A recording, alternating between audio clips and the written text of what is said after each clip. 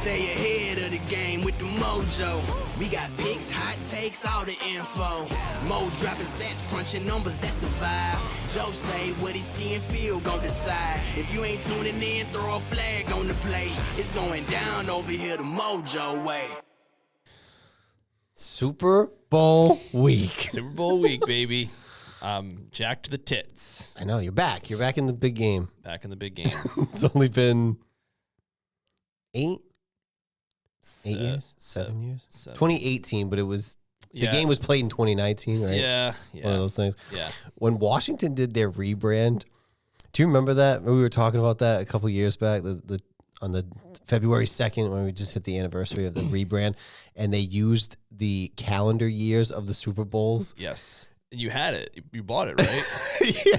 I don't know if it's, I think what they did was, the one I bought, they didn't put the years on it, so they shipped it completely different because people are like, "That's not the years we won the Super Bowl." That's not how you do it. No, correct. And they go, "Well, that was the calendar." Like the president goes, "Well, you can use either or." Like, nope, nope. It's always the season. No, it's always so annoying because 95% of the season is in the year, the regular year. See, you kind of see the same thing with the basketball, which is a little bit different because they play it most of the year is the following year. Yeah, it's when you start.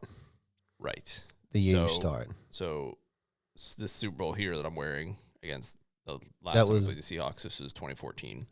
They played the Super Bowl in 2015. Yeah, right.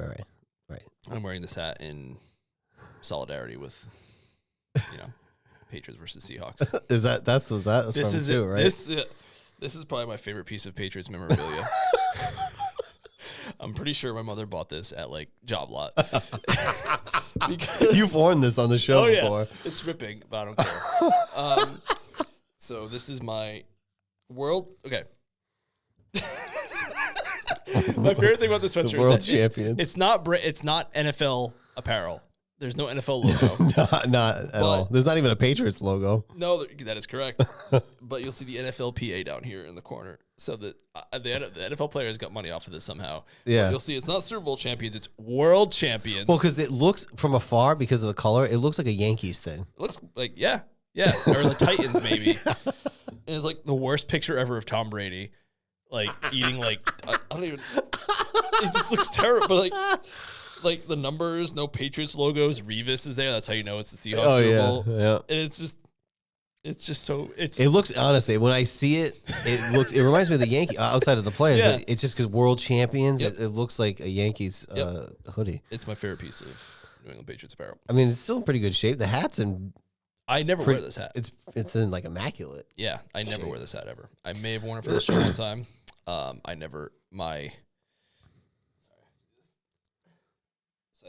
brought some other ones. Oh, you got other ones. I thought you were going to make a comment about it, and I was going to just change the hat. Make you mad. What's the black one? This is Super Bowl 51. This is when they defeated the Falcons. The brim on it's weird, but I like how the logo's kind of on there. This one is actually my favorite one because this one is the least Super Bowl looking champion hat. It just looks like a normal hat. Yeah. But I use this for yard work, so that's why it's good, the net. Gotcha. But it's funny because I usually never wash the hats, but this one was so disgusting. I had to wash it, and I'm like, wow, it actually came out pretty nicely going through the wash. Yeah, you OxyClean that top, you might knock that out. Yeah. So, but this is my yard work hat, but it's definitely my because I even like that there's no Super Bowl logo. It's just that's cool. Well, it's funny that you bring that up too because I thought about. I'm not gonna make you stare at these. No, it's okay. I thought about Super Bowl apparel as far as if they won and I were to get somebody a gift, right, Melissa. Yep. How long? Because then it becomes you could wear it that year, and then it's sort of out of date. Until it becomes retro, right? And it's sure. So what is the wearability? If they won, do you get a Super Bowl hoodie and then? So this one does say 2014, so it's a little older, right? I don't care. Well, because I mean, you're still you still are the Super Bowl champions, regardless. It has the year or the Super Bowl on it. So I have my Celtics championship hat. Yeah, and I will wear that forever. Yeah. I still wear my 2008 one. That one is also very gross. I should probably wash it. But that's it becomes retro at some yeah. point, right? So in like 2 years, do you still wear the Super Bowl like hat or hoodie? Yeah. Oh, okay. All right. Oh, absolutely. It does depend a little bit on like the style. So like the 2000. So my parents were at Super Bowl 36, and my dad got me a hat from that one, but this peeled off, so I don't wear that anymore. And then the other ones, I lost them to time. I don't know where they are. Yeah. But I always, it's like I understand. I'm very blessed. So whenever these things happen, I usually buy one for my dad and myself. And I think because regardless of whether you wear it or not, it becomes a collectible, right? Yeah. Like the hat or a shirt or something becomes a collectible even if you don't wear it. Yeah. And it's also just like, remember that season? That was awesome. Right. I don't buy conference stuff. The Celtics too. Like they won it. The Eastern Conference a couple of years ago. I didn't buy that. I can imagine even like the division gear. Like who's buying? Yeah. I used to do with conference stuff sometimes. And I'm like, I respect it. The conference hat's pretty nice. Yeah. It's black, which isn't really my style. Like I didn't love the brim, like you were saying, of the 51. The leather was kind of weird. Yeah. But I'm like, it starts with, can I wear this out? Like this one I can't wear. I don't like this one out and about. I'm only wearing it because it's the Seahawks. I don't like the huge number. What is the other number? Is that how many Super Bowl championships they had at that time? Where? Or on the right-hand side. What am I missing here? Or is that the whole Super Bowl? That's 49. Oh, it's the whole thing. Yeah, that's why I don't like it, because it's too big. Oh, all right. Weird. Because was XL the Colts? I mean, the Broncos? Was that XL? That was L that they did. They called 50 because they didn't want to be Super Bowl losers. So that's like the whole thing. All right. Because I was like, why isn't XL? And then yeah. So this is 49, and the Broncos and Panthers are 50, then 51. We're already at 60. It's a little crazy. It's a little crazy. Yeah, it's wild. I feel like between that and WrestleMania, we're starting to date ourselves a little bit. Because the first Super Bowl I remember, I think we've talked about before. The first one I remember watching was, I think it was the 49ers and Chargers. Oh no, what was the Cowboys and Steelers? That is the first one I remember really watching. That was 95 because the Patriots were 96. Right, so Super Bowl 35, Cyber 34. Yes, I do not remember before that. I do not remember any of the 4 Bills. No, me neither. Just the book that you and I passed back and forth between our respective libraries. That's so funny. The Sports Almanac. I tried looking up that book. I couldn't find it. I couldn't find it either. No. I know Joe Montana was on the cover. I bet you that book, the version I had in school, is probably still in Providence Street School, locked downstairs in that abandoned building. When Braden, they still do like this classic book fair. It's not like it used to be. Yeah. Where you like bring like a tenner to the class. You're like, oh, you just go wild. Yeah. They do like the order catalog, and I look for it every time, but I can never find it. I know, it's probably so old. Yeah, but that's how I learned football. Yeah, pretty much. There was no Wikipedia, or internet to like we know it today. I remember we had the card catalog in library buried in elementary school. Yeah. So, hell yeah, talking about dating ourselves. Holy crap! But yeah, Super Bowl 60. This one here in my head is 49. That's nuts. Like It was 11 years ago. I remember where I was watching that Super Bowl. Like, yeah, it was 11 years ago. Sheesh. It's nuts. Yeah, me too. I was watching with Darren, and I think Jess and I were dating at 50. So yeah, we were texting when this was happening, but we weren't dating. Yeah, she was busy. She was busy with going. I might go to school. I might go to school next year. Oh my god! All right, let's crack this open. Yeah, this is a big one for Super Bowl week. Man, I know. So I saw this and I audibly gasped when I saw the text message come through. I always text you when I find a new one, just to get you excited for the show. This is huge. This is big because back in my day, I was referred to as Joe Dello. So this is big. I don't drink as much as I used to. Right. I reserve my A's for specific events, and I was standing at the refrigerator at the liquor store that has all the NAs. So this one that I go to, and I'm like, we already had all these. I was so disappointed, and then I was like, corner of my eye down on the shelf. I was like, what? I might have to order some. I know. the off season's coming up, but I'll have to maybe for like the draft or something. I'll get some online. The what are they called? Athletics, because they can go order them online. Yeah, I did look at them. They have a bunch of new ones that aren't around here that I haven't seen anyway. But yeah, you can order them online. Even better. Hell yeah! I forgot my glass. This is the Modelo Chelada. Mojo-dello. Mojo-dello. Man, I hope this hits because this could be a new favorite. I know. It's That's big. It's a lime and salt. Refreshing flavors of lime and salt. It's a lime. It's a Modelo. It's called the Chelada non-alcoholic. So, cheers. I'm fingers crossed, man.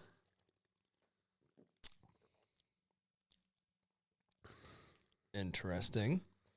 It's like a Bud Light lime. It is a Bud Light lime, but there's a little extra bit at the end. A little salt. Yeah.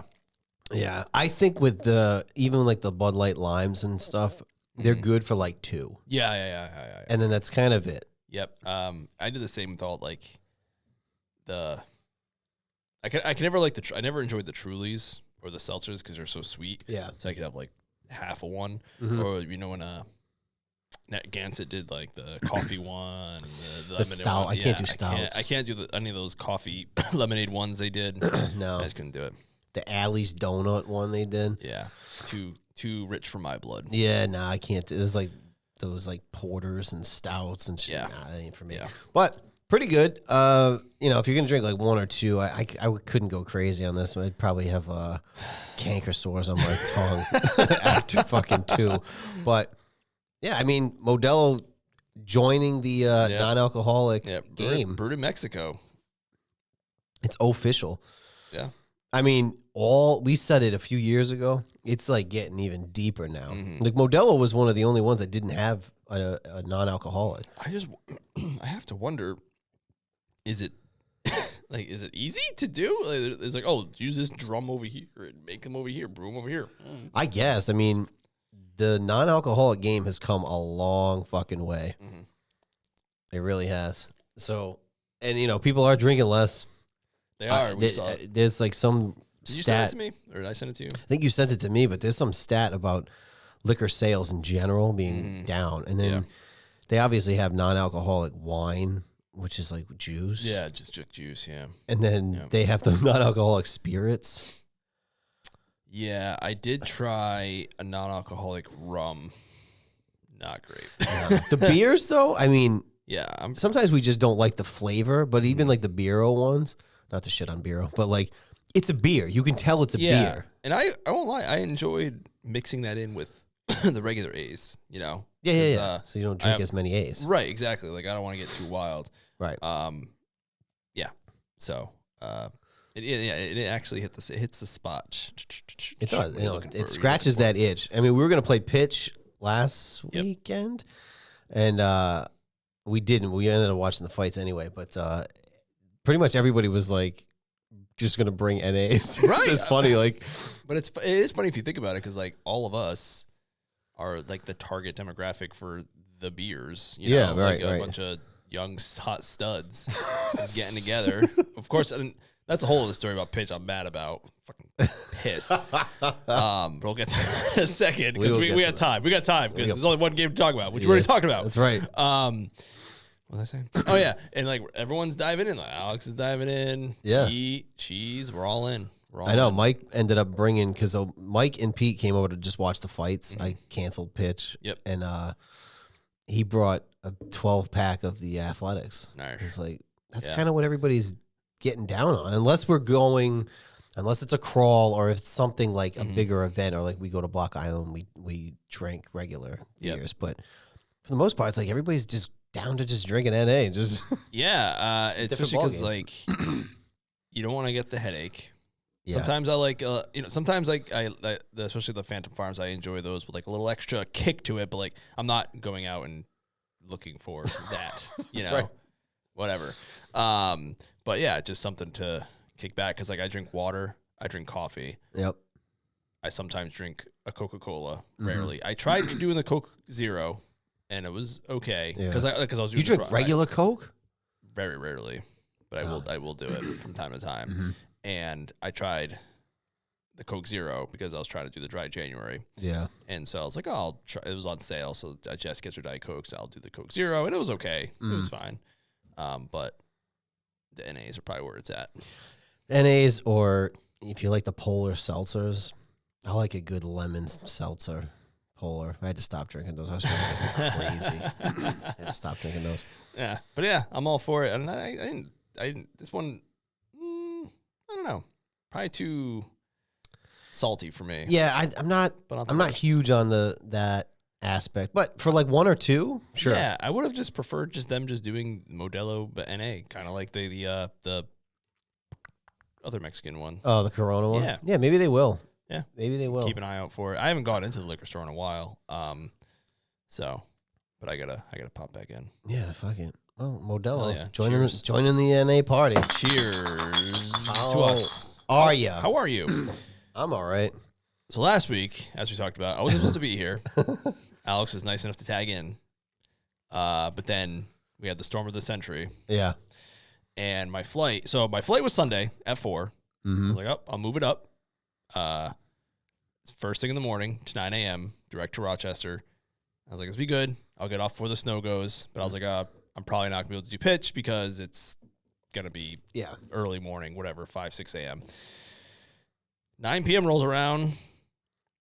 The fights have already started, I imagine, or at least the prelims. And I get a notice that my flight was late or canceled. Not even delayed, just canceled, straight up canceled, which I should have seen coming. Yeah. Because I was talking to the chat GPT about it. It's like, yeah, because that's a regional flight. It's the first to get canceled. Yeah, boom. Yeah. So yeah, that got canceled, and there was nothing until like Tuesday. So that was great. But it was nice because I get to stay home and watch the game with the family and not have to watch it at a hotel. Yeah, that would have sucked, especially a championship game on the road. Yeah. Not great. And it was wild. I don't know if we really talked about it last week, but I don't know about you, but I think we talked about it a little bit. I love weather games. I love them. Yeah, yeah. Like playing out in the elements. Yeah, like this was to our favor, so it was nice. Yeah. But some people complain about them. Like the Super Bowl, I get it. It's in a nice it's in a pristine area. Because all the big wigs go. Right, but I thought it was awesome, even though there was no anything in the last quarter.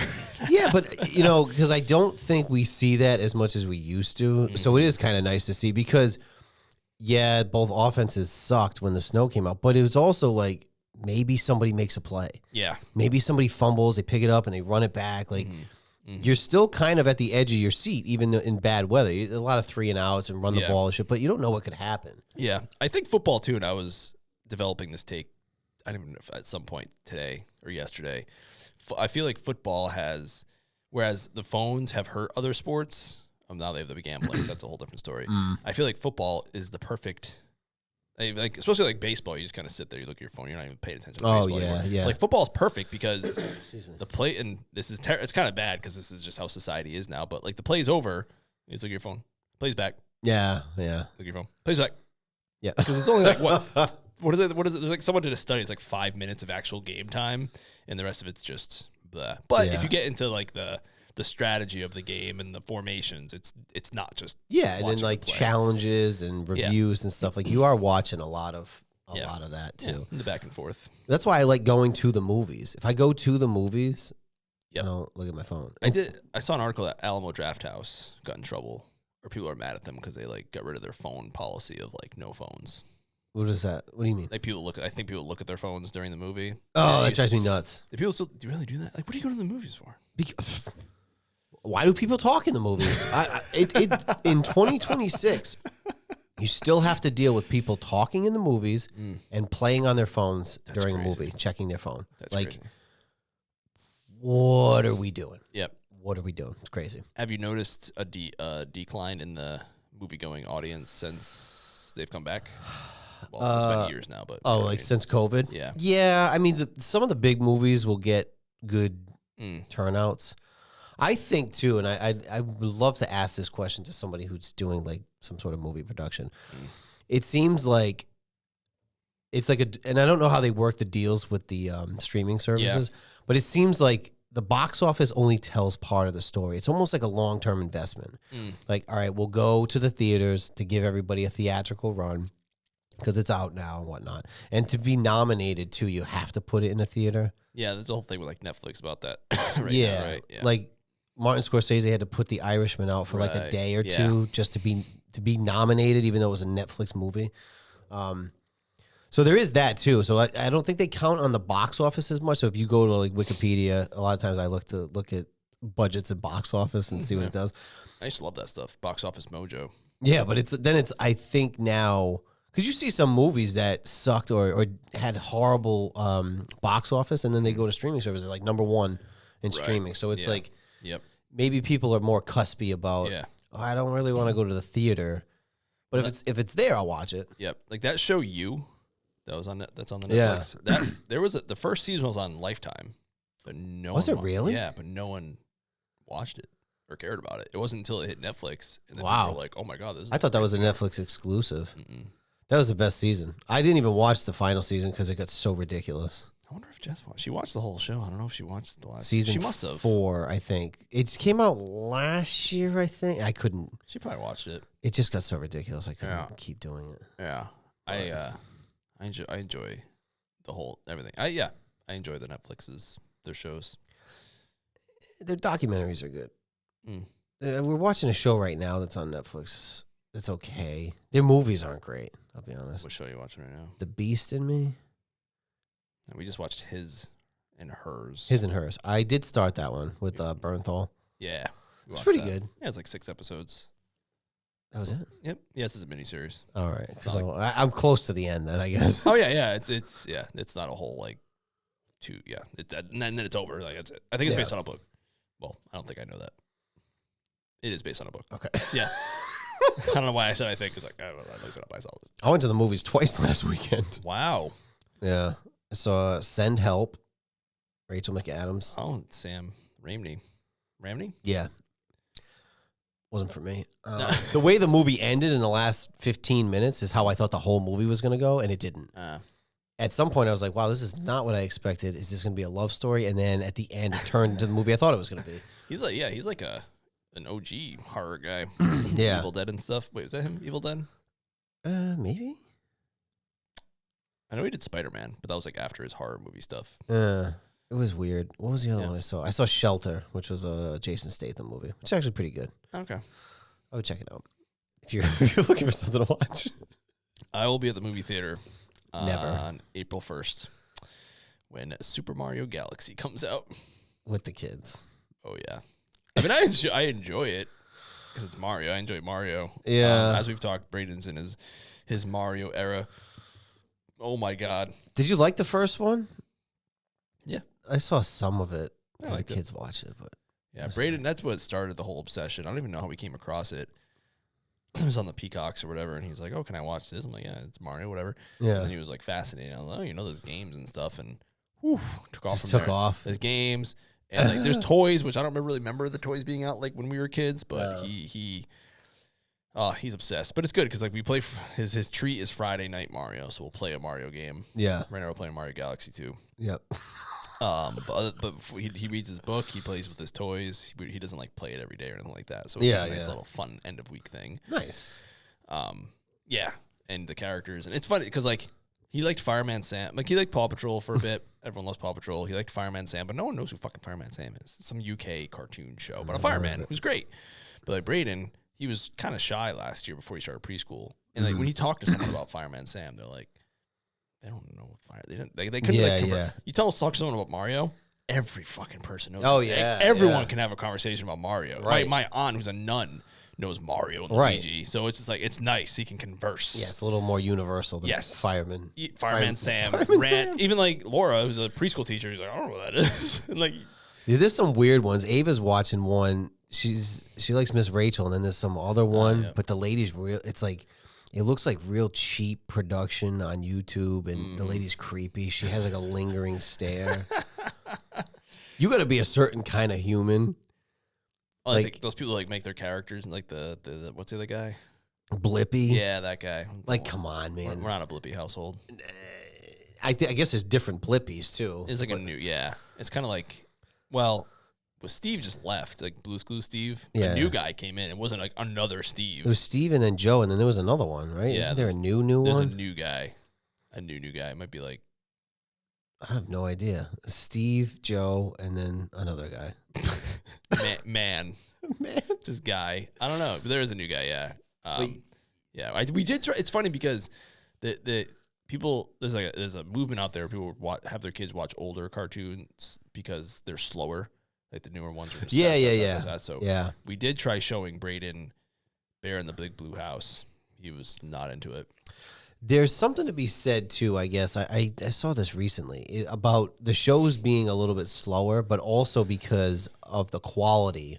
It's not so I guess addictive in a way from a kid because it doesn't have the same wham bam thank you ma'am, like just like flashy and fast. Yeah, it's not like that. It's like an older style, like 2D kind of shit, like in a cartoon. Even the old Sesame Streets were an hour. The new ones are half an hour, because they're just different now. Now it's just like the Elmo show. But same thing. We tried to watch like a '90s Sesame Street. It's just weird. It's funny. It is funny. Yeah. Oh, because I don't know. Yeah. They're placating to the attention spans of today, and it sucks. Like, don't fall for the trap. I know. So that's why we try to limit all that fun stuff with like he's not playing Mario every single day, or if they get limited TV time and the TV's far away, we're not giving them the iPads and just being like, well, see you later. Yeah. Well, see you. Well, see you later. Enjoy. Well, see how time flies. We really have nothing to talk about. We're doing a season recap, and I haven't even started yet. It's like it was the same thing with Alex last week. We're just like going off. Just going. I tell you what, we've had 2 guests on this podcast, and I think both of them flowed pretty well for having a third person. I feel like it was flowing. I agree. We're averaging 1 new guest a year. So perfect. Who wants to be on next year? Although Cheese and Laura did show up. That's true actually. So we've sort of had like 4 guests. Yeah, those are guest spots or brief. Yeah, but they're welcome back anytime. Yeah, and even on the off season, we can touch on some. Yeah, I am. How's Cheese doing with all this? Must be rough for him. Or has he just like the Patriots? Has he just like turned off? Yeah, but it's kind of the sentiment of everybody, really. Right. If you're non-fan, it's just like, oh, come on. That's kind of the vibe. For him, it sucks. Cheese is a notorious Boston hater anyway.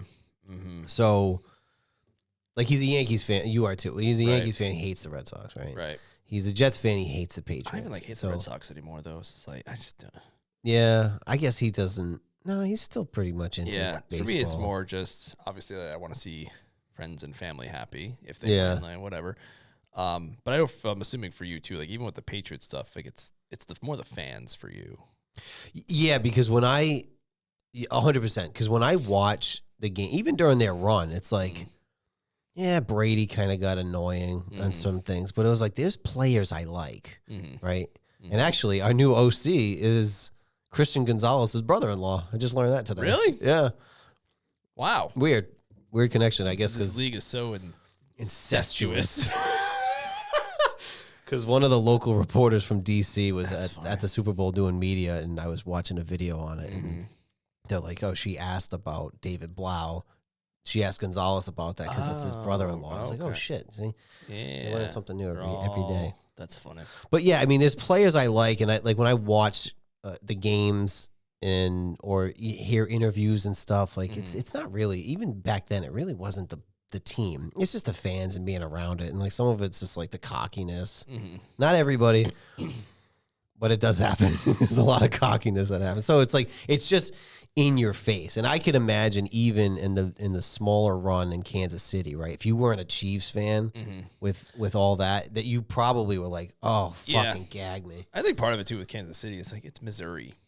Like, yeah, who knows anyone from Missouri? It's true, but also in this area, like we talked about, there's a lot of winning that That's happens. true too. Yeah, like the Royals won once. And do they even have any other?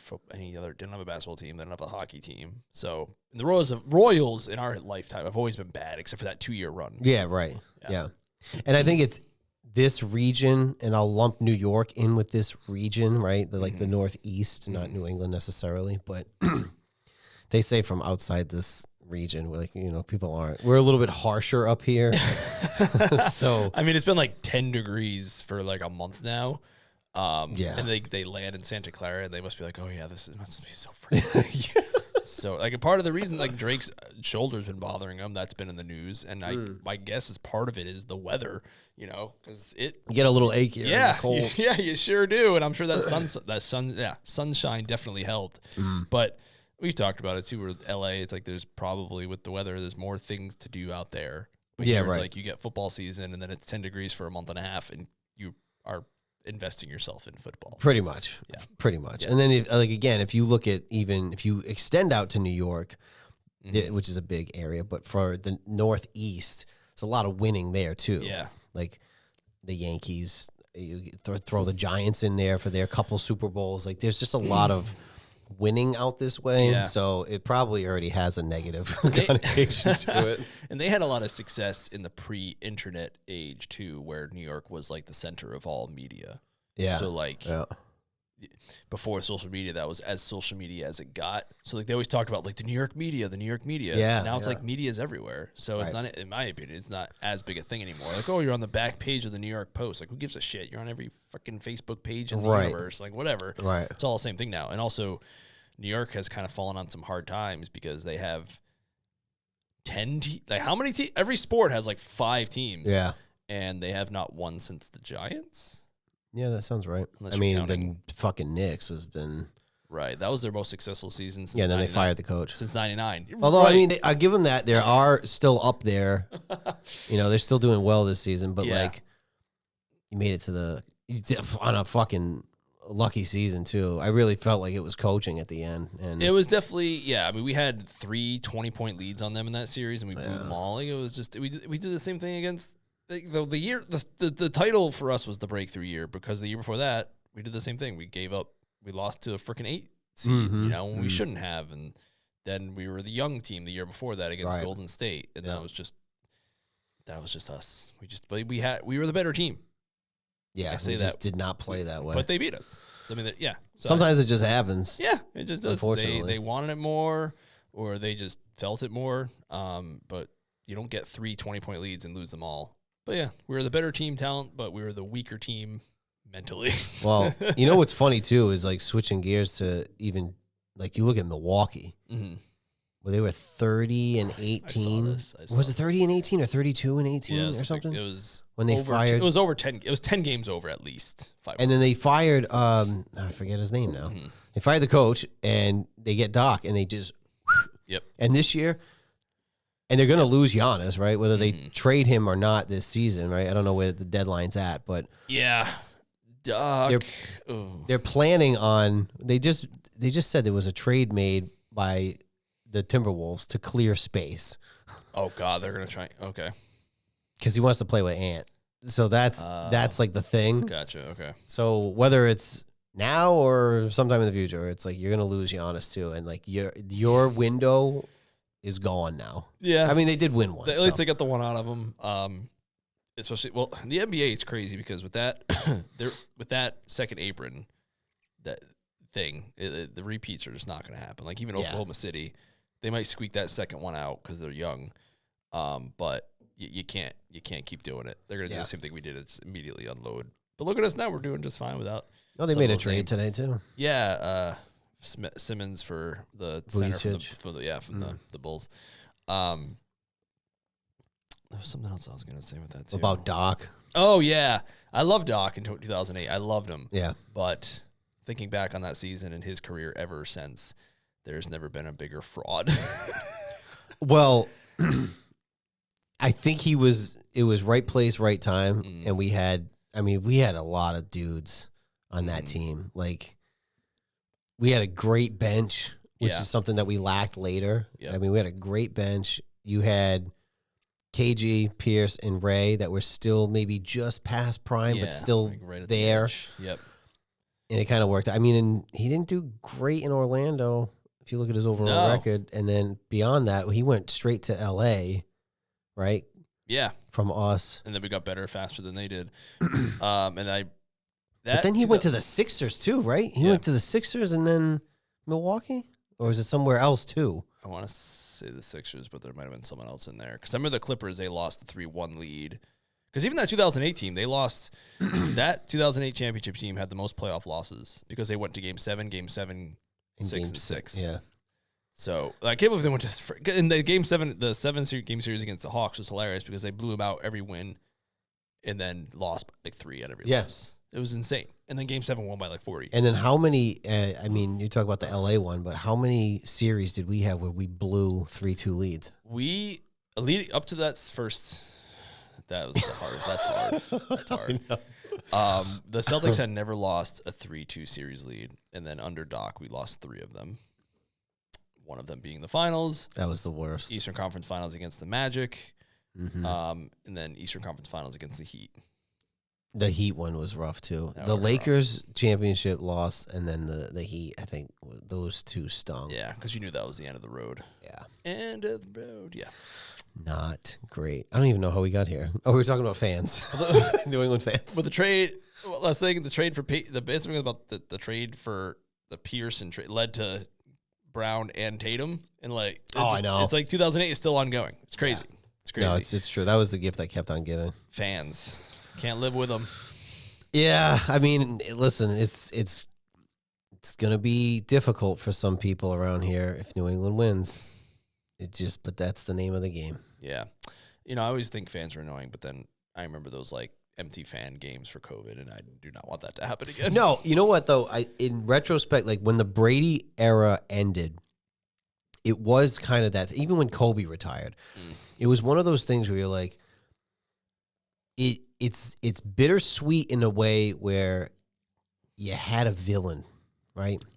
You had a villain for non-fan. You had a villain, right? New England probably had a villain, whether it was Peyton or somebody else, right? Yeah. It's nice to have that. Like when LeBron retires, there's a piece of that's going to go away too because it's not as much anymore because he plays for the Lakers and they've always missed the playoffs now. Other than their fucking their Mickey Mouse ring. Yeah, other than that fucking thing.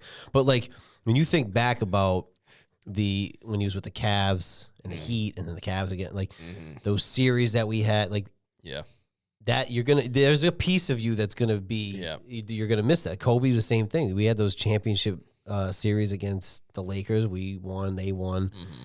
You do miss that a little bit. When Brady retired, it was finally over. You're like, yeah, but it was nice. Like he won more than he lost, but it was nice to have a villain. And it was someone who was beatable. Like he wasn't like untouchable or anything like that. Like he lost. Like, right. I hear you. Yeah, I hear that. The problem with it right now is that Drake is just like very likable.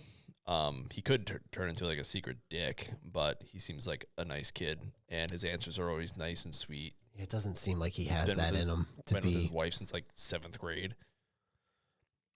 Yeah, I can't picture him turning into that. But maybe, I don't know, because when Brady started, it was kind of the same thing. Like he kind of fell into that because of the Bledsoe injury. And then if you look at like even early Michael Jordan, like he might have had that internally, but it wasn't as outwardly spoken, that drive, right? The leadership, even with Kobe to some extent. I think he got a little bit more vocal, like post Shaq, right? So maybe with time, Drake will turn into an asshole. Maybe because like even Brady Bridget Monahan was like who had his first job. She was an actress, right? An actress, like a Hollywood actress. But Drake is his middle school girlfriend from North Carolina. Yeah, and Brady's from San Francisco, right? He's out west. I mean, out west versus like Carolina, it's a little different. He has the 3 older brothers, so I'm rooting for him as a younger brother, just in general. Just by point of pride. And it's funny because like one brother won a national championship with UNC. His other brother won a national championship in baseball with the Gators, Florida Gators. Really? And and his other brother plays professional basketball in like Europe. So it's insane. Damn. A friend of mine, he used to recruit for swim for Brown, and he always said like recruit for genetics. Well, I mean, you look at families like that. I mean, the Watts are like that. Yeah, that's a good point. Yeah, and even Christian Ellis on the Patriots, his brother plays for the Broncos. He's the one that missed a tackle on the scramble, the third down scramble at the end of the game.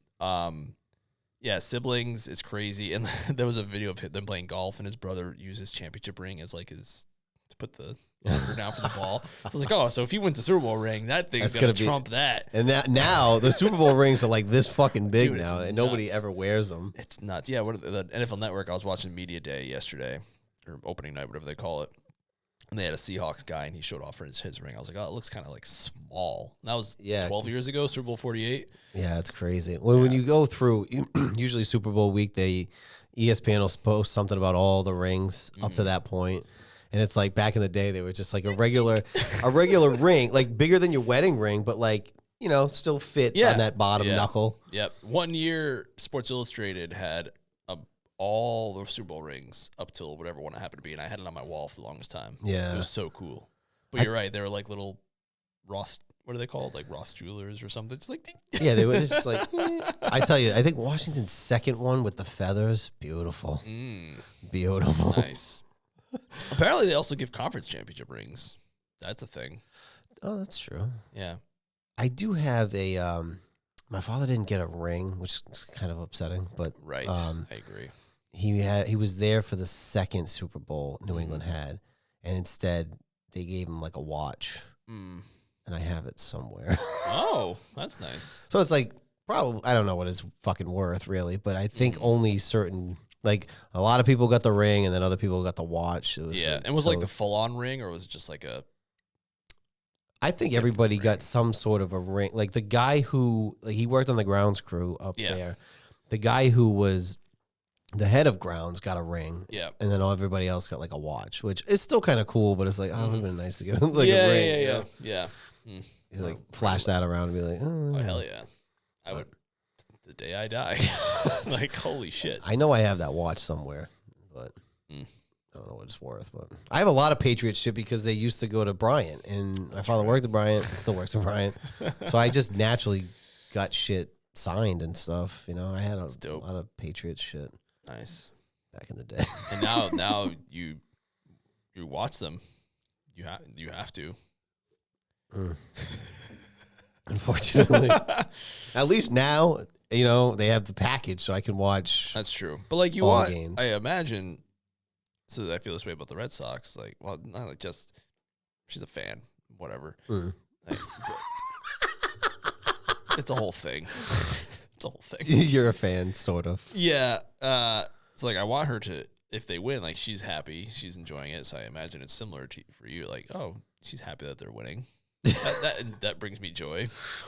Yeah, I think tough for you. It was when we watched the conference championship. Like, I was just like let down. I was like, oh. She goes, oh, I thought you didn't. You just said that you didn't make comments about plays you don't like, and I was like, yeah, but we're watching here, and it's just you.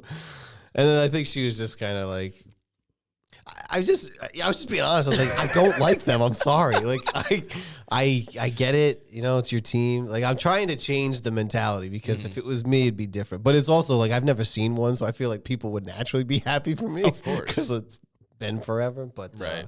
I'm trying to not be as pessimistic towards it. But when I see that they won, I was like, oh, what the fuck? At least it's a different coach. It's a different, like if it was Belichick again, I can see that. Like, oh god, this fucking asshole again. Yeah. Different coach, different quarterback. The only thing that's the same is really Kraft at this point.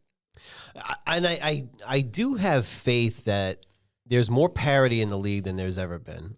Even with the Chiefs' little run, like they got their asses kicked last year. Right. I mean, I do think that, especially this year, it seemed like it was. We kept saying it. The AFC was wide open. Yeah, it really was. The Patriots even being here is kind of nuts. They probably. I was saying like they could do it. They absolutely could do it, but they probably shouldn't. Yeah. But they also caught breaks. Like, it is what it is. There's no beating around the bush. Like, Bo Nix broke his ankle. Yeah. The second half turned into a snowstorm, and they were just like, they can't do anything, so we're just gonna run it. They threw it 2 times in like a quarter and a half, so they just knew. They just sat on the ball, essentially. Right. It was kind of what the Falcons should have done when they were up 28-3. If they just kneeled it the rest of the game, they would have won. Let me tell you something. I watched that Super Bowl with Cheese, and ooh, boy. I genuinely, '07, I rooted for the Giants because it was just annoying around here. But when the Falcons Super Bowl came around, I honestly didn't care. Mm-hmm. And it became funny because of halftime. And then, like, I remember even saying to Cheese, like, yeah, I don't know. Like, you just don't know. And I just watched Cheese go from here to here. And it was just like, I felt bad, because he, being a Jets fan, that one I genuinely didn't care. If anything, I was more impressed by the comeback, but I was like, yeah, that was pretty nuts. That game was wild. There's so many things. Like, if he doesn't take that sack, you're in field goal range. Like, but that's the thing. Like, somebody had commented about the Bills. We had posted something about the Bills on a short, and it was like, oh, the refs. It's like, no. I'm sorry, man. The Bills, yeah, it sucks. Like, last year, I think was the tush push. They got a bad spot, right? This was the interception that wasn't. Yeah. And to be honest with you, even if they spent time reviewing it, I don't think it was going to get overturned. No, it was on the field. Same with Drake's. The quarterback sneak. I don't really think he got it, but they called it on the field. It was the same thing with the Bills last year. Right. They called it on the field that he didn't get it. He didn't get it. But it doesn't come down to one call. And that's like, I know somebody had said that about the refs with the Bills. It's like, but you gave up 33 fucking points. That's not refs. You also fumbled it. You fumbled it or turned it four over times. 4 times. That's what I mean. Yeah. I think it's just unfortunate the Bills are, when they got to the Super Bowl 4 times, they made it, and they just couldn't get over the hump. Now it's at the point where they can't get over the hump in like the divisional round, but they're like right there. Yeah. But that's not the refs. Refs make shit calls, but they rarely determine the outcome of a game. And you can get mad because it's towards the end. You still gave up 33 points. Yeah. The thing that annoyed me, the refs, they've been pretty good in the playoffs, but when he fumbled, as soon as he fumbled that behind the Stidham, when he just threw it, I was like, as soon as it happened, I said that he threw that backwards. He threw it backwards, but they blew that goddamn whistle, which drives me insane. Yeah, and then they have to go back and and they can't overturn it to a touchdown, so they just say, "Oh, you get the ball," which is fine, which is good, but just let the play out because you can always review it afterwards. All turnovers are reviewable, so just don't blow your whistle. I don't know why they have to do that. It drives you bananas. They were talking about some additional rule changes of things that you could throw challenge flags on too. Yeah. And I don't know if it was like face masks. It was some other shit that was coming up. Every year. There's been a few missed face masks I've noticed. Yeah. Which I feel like is hard to miss. Like, I'm glad they got rid of the incidental face mask, which isn't a thing anymore, which makes sense. Yeah. But I guess if it's cut and dry, you can challenge it, but then who's to say it wasn't one of those incidental I know. ones? Well, then you got to risk losing a challenge. It's not a guarantee. But if it's blatant. Yeah. Yeah, there really is no like right or wrong on a face mask. It is either you face masked him or you didn't. Right. I guess it's just how long did you face mask him for. Right. I don't know how face masks happen, honestly. Like, just don't squeeze. Well, it's like in MMA, the eye pokes. They had another one last week. They had 2 in the same. Was that the first Peacock? I think I asked you last week. Paramount, yeah. Paramount, sorry. Yep. Oh, I love it. It's no pay-per-view money anymore. They actually did back-to-back, we'll call them like premium events now. They're numbered events. They did back-to-back, so they did 324 and they did 325. They start an hour earlier now. Nice. You don't have to pay the $85 to buy a pay-per-view. It is great. Yep. That's cool. Fucking awesome. I didn't watch the Royal Rumble because it's on ESPN Unlimited, of which has not been fully integrated into YouTube TV, which apparently is happening. I just don't know when. I think they said like 2026, which could be anytime. Yeah. December. I don't know. Yeah, right. And I think last week I said my pick to win was Braun Breaker, and he was the first person eliminated. Wow, really? Yeah. So he came out at 2. Who was 1? Oba Femi was 1. The NXT guy who's like, dude's legit. I don't know if you've seen his stuff. He's like, he was one of the guys that they recruited from track, like sports, like college athletics. Yeah. I think he was track and field. He's like awesome. He like looks the part. No shit. Yeah, and he was NXT champion for a while. I think he was 1. Came in first. Braun Breaker was 2, and then someone attacked Braun before he got into the ring, and then he just threw. The mask. Yeah, man, is like, Well, he just did this with Austin Theory, so now we're doing it again. Yeah, they just said it. And then Oba threw him out. Got it. So he was literally the first guy eliminated. Damn. Yeah. From what I heard, I've heard from like 5 or 6 people, and they all had the same feedback. The crowd sucked. Miss Saudi, yeah. And that what sucks about that too, and it was obviously a little bit of a letdown. Roman won the Rumble, but what sucks about that too is so their top 3 pay-per-view premium events is Mania, Rumble, SummerSlam, right? But probably in that order, right? Yeah. Or you could sub out Mania is number 1, and then you could sub out Slam for Royal Rumble. I would say Royal Rumble and SummerSlam is usually like third. Yeah, it's like definitely like 2, 3, 3, 2. Yeah. Like SummerSlam is like, yeah. Yes. So if that was what you did for one of your top 3 premium events, next year that's where they're going for Mania. Right. And I gotta be honest, man. I get it. It's the money. You know, money talks. Totally get it. They had some comedy fest over there that made people. I don't know why, because there's a lot of events that happen over there. I don't know why comedy specifically became the thing that was like the no. It was weird. Like they've done WWE and boxing, and they've done a ton of shit over there. And it was like the comedy fest was the thing where everybody was like, "Are you kidding me?" Probably because I think I know with. What's the guy's name? The Boston guy? Comedian? Yeah. Bill Burr. Oh, yeah. I think because he's talked smack about it before. And it's like, and then the money. It's like, just be honest. Like Pete Davidson was like, whose dad was a firefighter in 9/11. Yeah. Straight up was like, right. It was a lot of money. And I didn't want to say no to a lot of money. Like, at least you're honest. Yeah, well, that's what it is. Just be honest about it. Yeah. I think people that were talking shit were probably other comedians that didn't get invited. But with the Rumble and WWE going over there, you know, it is a little weird because the women, you can wear whatever you want here, but the women look like, you know, because they have to be covered. Yeah, the joke is they look like Power Rangers. Yeah, and it's true. Like from, you know, their neck to toe, they have to be covered. They also couldn't participate in the first few. Yeah, there was no women in those events, and it's like. I'm not here to sexualize women, but they wear what they want to wear in the ring. And, you know, like Rhea Ripley has a very distinct look, right? You take that away from her. Yeah. It just looks funny. And then I even saw the Rey Mysterio thing. Not a fan. I didn't see that. Because Rey has a cross tattooed on his chest. Yep. And then he also has one on his mask. Oh. Had to switch it out. Oh, jeez. That's the thing that got me. Yeah. Other than the females, I mean, they all participate. Ray did it and participated. All the women did it and participated. I'm sure they contractually probably had to. Yeah, and the but money. I'm like, you know, it's weird to see them do that and not be able to wear what they want to wear. But then I saw Ray he had to cover up his cross. I'm not a fan of that. I'll have to look into that. That's dumb. Unless I read it wrong, but he had to wear like a different suit that covered the tattoo and the cross that was on his mask. They subbed it out. I was not happy about that. That's dumb. I don't like it, but whatever. They do the live golf too, which I think is stupid. A lot of fucking money over there.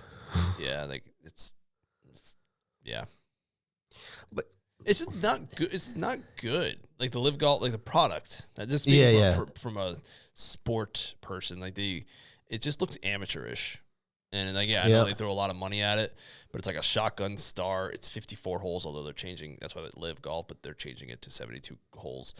It just doesn't look good, and the crowd isn't into it. The crowd stinks. And that's how it was with wrestling. Everybody was saying the crowd sucks. Yeah. So whether it's money and then Mania. I remember when they announced Mania going there for next year, and like you saw the wrestlers on stage, they didn't even look like they were into it. Probably because they know I'm going to get paid, but the product sucks. Like when you do would they just do Philly recently? Yeah, and then they did Vegas 2 years in a row, which is also weird. Like I understand the line always has to go up, but at some point it's like everything, nothing's sacred anymore. You just can't have nice things. But if you watch the crowd this year at Mania doing Vegas, I know, a second time, and then watch what it is next year. There's no way it's going to be near the same. Yeah. I was just listening to Patriots Unfiltered, and they were saying they're on Media Row this week. They're doing like longer shows, and Zolak was with them, And he's like, yeah, I love it when the Super Bowl comes to town and they like take over the town. He said it was always awesome except for Vegas, because Vegas is just Vegas, so it just like absorbs the Super Bowl. But like you go to San Francisco or Santa Clara, the Super Bowl comes there. Now it's not just a nonstop party like Vegas is anyway. Right. And that's what like WrestleMania just being in the same city too, because it was always so lazy cool. kind of. Yeah, like remember the one that was in the Texas when we're rocking in Austin and all that stuff, and So you do Vegas 2 years in a row, and then you do Saudi next year. It's like this is just all complete money grabs. Yeah, the other awkward thing about it is that they had awarded it to New Orleans, and then they changed their minds. Yeah, it's just shitty. It's just shitty. Yeah, it's just shitty. Like again, money talks, but it's just. But when the product sucks, right? And from what I heard, like 6 people I'm 6 for 6 on the people that I've heard from, right? Yeah, that's probably the majority. I can use that information. If it was 1 or 2, I can use 6 for 6 and basically say the majority of fans probably did not like the product that was over there for the Royal Rumble. Yeah. So at some point, the public outcry has to be the events suck when they're there. Yep. Maybe they care, maybe they don't. I don't know. Yeah, I think Triple H took over he took over when like the tribal chief story was at its highest, its zenith, and he just kind of rode those coattails for a long time. And he was a good booker in NXT, but it was smaller. And I think and I haven't really followed the product as much lately. Even, I mean, when we went to SmackDown, it was still like, because Cody wasn't champion, was he? I don't think he was. Last year. Was he champion? Yeah, because he won at Mania. So it was like the tail end of the tribal chief storyline. So, and then once that ended, it's like they haven't really done much. Like it's Roman again, but the Cody thing went forever. There was I think I said it last week, before Drew just beat Cody on SmackDown, the last 5 years they only change hands the title at SummerSlam or WrestleMania. That's typically what you would see. Yeah, and so that's really what they're banking on. And it's just weird. That's why I've been preferring AEW more. It's a little more. It's smaller. It's more intimate. It's kind of cut down a little bit. It's not LED lights everywhere. But I also don't watch that every week either. But yeah, WWE is just too. Everything's just corporate. Yeah, everything everywhere. I just can't. I know. Just squeezing every last dollar. It's not great. You know, it really changed for me when they took away the apron and made it a screen. Oh, that's when it all changed. Yeah, the one in Vince, it was a terrible human by all accounts, but he had it right when he's like, just keep the mat clean, and now there's just even the ads all over that. It's like, ugh. Just looks so gross. I don't love. I mean, I'm used to it with MMA, but with wrestling, I don't love it. Yeah, AEW does it a little bit. So does New Japan, but AEW is like plastered, and it's like no rhyme or reason to it. Yeah, like you said, it's not even the apron has. It's just screens and ads everywhere. Just screens. You just see ads, and then all along the banner around. Yeah, it's the same ad. It's just running on all those screens. That's why I like AEW, because like there's still just like a, what do they call it? Guardrail. I miss when WWF had the just a guardrail. You just hear it. Oh, it was just a different time, man. It was a different time. It was, yeah. Everything's just just corporatification of just every. It's too clean. Some of it's too clean in a way. Yeah, and I feel that way a little bit about bringing it back around to the football. Yeah. Some of those fields that have, like Foxborough has the fake grass. So I think I said about the red jerseys, how they don't get dirty. Yeah. Because there's no dirt. Right. So like they look clean the entire game. Right. It's just, everything's just so pristine. It was weird seeing the dirt in the Broncos game, because they don't have, and part of the reason all that snow accumulated is they have real grass, so there's no heaters underneath. Yeah. So that's why that snow got as bad as it did. Even more of a reason to kick that field goal. That's I can't get over. I am a champion for be aggressive. Yeah. I love the Dan Campbell model. Go for it on fourth. Not there. No. Every fucking point matters in a championship game. Especially just the entire playoffs. I mean, the you Browns, can't be as ballsy. The Browns learned their lesson the hard way. I mean, that game was like 10 degrees, and the Rams offense, which had been amazing all year, only scored 17 points because it was freaking cold. Yeah. And it's hard to play football when it's really cold. Yep. Kick a field goal, man. Just kick it. Especially when you know snow's coming. There's no way they didn't know. Yeah, something was happening. I don't know if they knew they'd be that bad, but just any snow, any wind. And like you have a backup quarterback and you can take a 10-point lead with that defense. What are you thinking? I know. And then you fire your offensive coordinator the next day, and then your wide receiver coach. So I don't. Was that report about a Bo Nix quote against Peyton? Was that legit? Oh yeah, I listened to it. And what did he exactly say? So Sean, which one? Both? Just whatever one was a little more detrimental. I don't know. Sean I just know Payton one. made a joke. Oh, no. Excuse me. I shouldn't say that.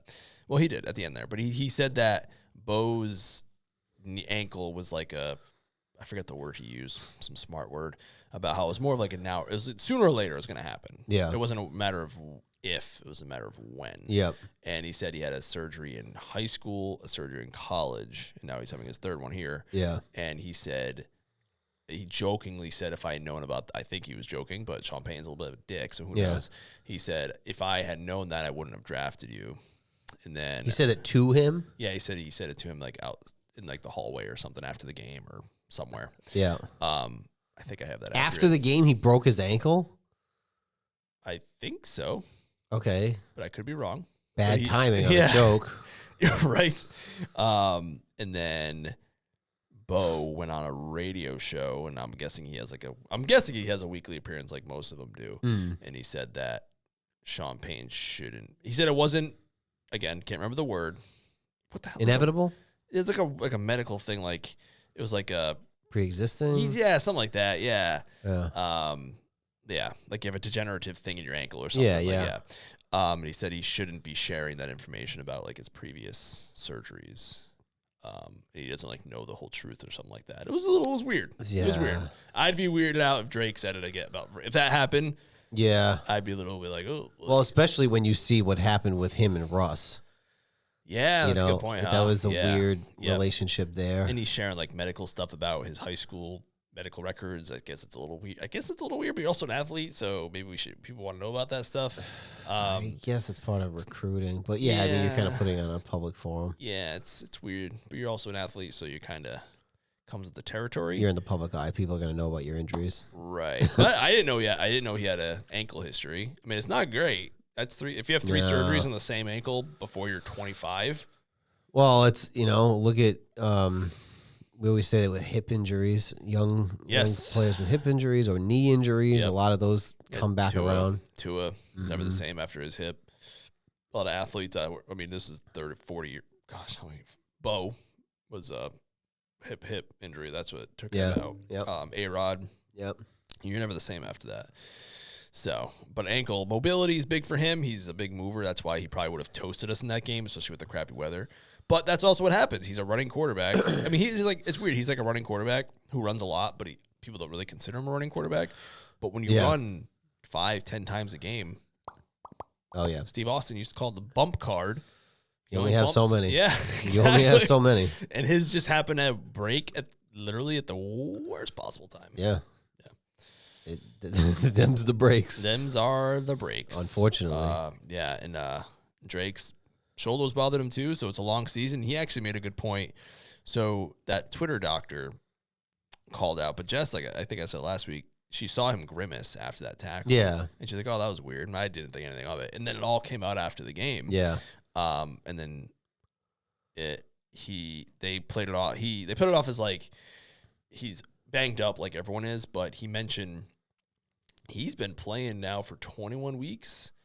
And in college, you only play 12 weeks. Yeah. So he's like a lot of because last year they didn't make the playoffs and he didn't start the season. Yeah, exactly. Yeah. So he's like, we're doing 21 weeks of practice, throwing it 40 times. I don't know how often in practice, but he's used to playing 12. Well, he also, I don't know what he played. He definitely played that first preseason game. He played some snaps in that preseason that's game. true. That's a good point, too. I don't know what he played the rest of the other 2 games. Yep. He definitely got reps. He's got reps in that first game. Yeah. I know. And that's a lot. It is a lot. It's just wear and tear. You're still young, but you just go and go and go and go and go. Especially when you play 12 weeks and then you're done. He's playing almost an extra, like a double season for him, especially with the preseason training camp and all that. So, but he said he threw in practice as much as he would have normally. So he should be fine. He's in the minority this season of quarterbacks that started and finished the season. Yeah, I feel like that's not that many. The funny thing about the Broncos is that Stidham, he was the only backup quarterback that didn't take any snaps all year. At all. Yeah, because did you have garbage time with we backup? had garbage time, and also when he was in concussion, he went out for a concussion check, and Dobbs came in and threw like a first down. That's right. And then he came back, but he still came in. Right. Yeah, but he was the only backup quarterback, and we talked about it before how at least half the quarterbacks in the league missed games. Oh yeah, it's more than ever this season. It seemed like it was nuts, crazy. What? No, what were you gonna say? No, it's funny. We're talking about the teams. I was like, should we talk about the teams now? An hour in. Well, I was going to at least mention that I think all the head coaching, except the Raiders. What does Alex? How do you feel? I sent him the thing, so it seems obvious. I think once you got to a certain point that you knew it was probably going to be somebody from one of the teams that are in the Super Bowl, because the Raiders didn't hire anybody. Right. The word is that they're going to hire Clint Kubiak to be their new head coach. That's a dumb question, but he's Gary Kubiak's son, right? Yes, sir. Okay. Yeah. Because I kind of have said Gary by accident, and it's Clint. So after the Super Bowl, they assume that he's going to be the Raiders coach. And then the Cardinals, who had really no other option, no offense, but I didn't get any other looks, was Mike LaFleur. Right. From the Rams. Mm-hmm. And they said McVay has lost his last 4 OCs to head coaching jobs. So he lost Mike LaFleur, he lost O'Connell, and he lost... Was the other LaFleur his? Yeah, what I say? I said Matt, Mike, Kevin O'Connell, and there's another one out there. Cohen? Was it Cohen? I know he was with the Bucks, offensive coordinator. But I thought... Did he start with the Rams? I think so, because I thought his name came up. So, yeah, he's lost like his last 4. That's amazing. And he calls the plays, which is so funny. It's crazy.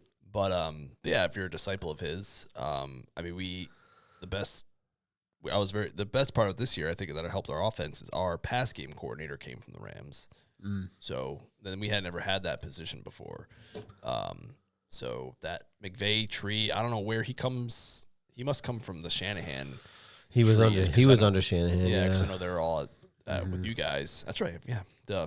So, they're all of them. McDaniel. I think it was Shanahan. It must have been because McDaniel, him. There was Shanahan. One that wasn't. I think it was O'Connell because they always lump him in. Yeah. And I think O'Connell was in. That's interesting. The Gruden era, I think. Okay. Gotcha. Yeah, but Shanahan, and that's crazy too. Like we talked about the Hall of Fame snub for Belichick, but Shanahan is not in the Hall of Fame. Like 2 Super Bowl wins.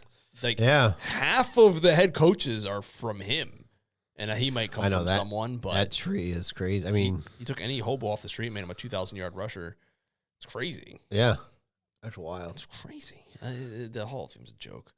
It's such a joke. It's so fucking stupid. They kind of answered the Stafford question for us. He ain't never getting in. If like Bill Belichick can't get in first ballot, or like Vinatieri, we'll hope does Stafford have, unless it's just one of those guys. Like the people who are like don't vote for Belichick. Oh, I wanted to try and get in some asshole from the Steelers from the 70s. I know, it's just like stupid. And that whole thing, the assumption was, well, I didn't vote for him. Like they didn't vote for him because they figured he would get enough votes. That doesn't make any sense, right? Because there's only so many of you. It doesn't take very many of you to have that same mentality. Yeah, and if you see 5 names, just vote for the 3 best. And someone asked Tony Dungy today if he voted for Kraft or Belichick, and he wouldn't answer. So it's like, you fucking. Oh my god! And then they said Bill Polian couldn't remember who he voted for. You only vote for 3 dudes. You probably shouldn't have a vote if you can't remember. If you can't remember, yeah. Jimmy Johnson went off. Yeah, he did. I like that. I like that. Yeah, like, I know. You got so fired up. I don't like the whole Belichick stuff. I don't feel like I have to. It's stupid, but I'm not like personally offended. Yeah. But I did appreciate him saying all that stuff about and him like naming names too. Like this guy tried to do it for us. Oh yeah, yeah. It's great. He's like bullshit. He goes, everybody I asked are all full of shit. He went off. So funny. And Tony Dungy is such a. And he pretends like he's this big pious guy, and he's got his own. That's crazy, though. I mean, Kraft is one thing. Yeah, the owner stuff I don't really get. Jerry's in, but if Jerry's in, I feel like Kraft He probably will be in. at some point. But also owners, besides signing the checks, you don't really you just give the people. Yeah. You know, it is impressive that this is now his third quarterback coach combo to make the Super Bowl, which is pretty impressive. Yeah. But the Eagles have also done that, right? With Reed and Yeah. McNabb, yeah. So, Coach Belichick. They also like changed the rules now. We're supposed to be 5 years after retirement. Now it's 1 year. So it's just going to make the log jam even worse. Yeah, that's very strange. It's just dumb. He'll get in next year, especially with all the backlash. But it's like, I don't know who he was up against or who you were voting for, but like, literally one of the guys was some guy from the Steelers from the 70s. I know, it's kind of crazy. It's so stupid. Somebody had made a comment too on one of our things and said that about, well, they got caught cheating and stuff like that. I was like, well, for some people, if those things trumped all the division titles, which there was, I think, 17 of them or something crazy, and 6 Super Bowls and 9 appearances and 13 championships and another 2 Super Bowls as a defensive coordinator.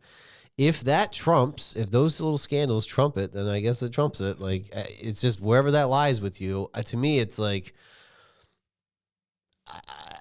I think we're grasping at straws here to keep them out. I would direct you to Jimmy Johnson's comics. Yeah, I don't get it. Because I trust him more than I trust this person. Yeah, and we all, and like even like the spy gate stuff where he was just filming, from what I understand, in the wrong place. You could film somewhere else. Like you could put that guy in the stands. Yeah. And just be like, film the, like they're not going to stop you because you're just a fan. So the fact that he was doing it from like an unauthorized spot. And and also there's a reason Mangini never coached again. I don't know what that dude broke some unwritten rule. Oh yeah. So there's a reason he got the Browns job, I think, after that, and like that was it. Never was he the coach when the Jets had that issue with the trainer that put his knee out? Did you remember that? Slightly. There was a trainer. He ended up actually going to Bryant. He was a trainer. You remember? I forget what that was. Somebody, the trainer, to like trip someone. Yeah, right? It seemed like it was a directive from. Yeah. I don't know if that was Mangini or not. I don't know. I have to look that up after. I don't know. But the whole cheating thing is just such cockamamie baloney. But even still, it's like those 2 incidents. If you're gonna vote for the Hall of Fame, I would look into those with some depth and say, okay, here's the facts. Here's what we know. Right. Does that trump this? Yeah. And if it does, I guess it does. It's your prerogative, but it's like, it seems like it's a little bit of a hit job. It's definitely a reach, but I'm not a voter, but apparently I should be because I know better than these idiots. I tell you what, for 2 guys that don't know ball, sometimes we can. We have a good thought or two. I thought we did pretty good. If we bring it back around to our regular season, I think we got quite a few for this season with our picks. I will even say with the Pittsburgh one where we were wrong, but we were right. Oh yeah, 100%. We said they're going to go under 500 and miss the playoffs, and Tomlin's going to get fired. Yeah, Tomlin didn't really get fired, but sort of like a wink, wink, got fired. Right. They said they weren't going to fire him, but because the Roonies don't fire people. Not the Roonies. Wait. Yeah. Yeah. But it was time. We all knew it was time. Yeah. So that happened. I mean, that was one. Yeah. Big thing. Nailed it. We set it up. We said the Lions are going to take a step back because of the coordinator situation. Look what happened, and they fired their coordinator. Yeah, and some fans tried telling us that wasn't the case, and they felt pretty comfortable. And I even tried to say, oh, maybe they're right about it. Maybe they know more than we do. Well, because they're over there. Maybe they know more ball than we do, but they don't. They don't. Shut them out, Lions fans. But yeah, so I think we did a pretty good job there. Jess said the Chiefs are going to be cursed this year because of the haircut, and she was right about that. And he got hurt. That's true. Oof. Yeah, the injuries are brutal this year. So she nailed it. Bad. She won't let me wash my Drake May jersey ahead of the Super Bowl. Oh, I don't believe in superstitions. Yeah, me either. But it's dirty and it's been in my hamper, so I really need to wash that. Yeah, it's not. Superstitions aren't real. Can I just echo that to everybody? You sure can. It's not real. I know it's fun if you're a fan or if you even play sports. Like Let me tell you something. I've tried when I was younger. I tried everything in the book. The Redskins still sucked. Like, just because I wore a jersey one week and they fucking looked like world beaters. We're the same thing, and then they got their ass. They get no points scored. Yeah, I can't think of any. Like, oh, I'll go stand over here. Oh, I gotta go stand over here.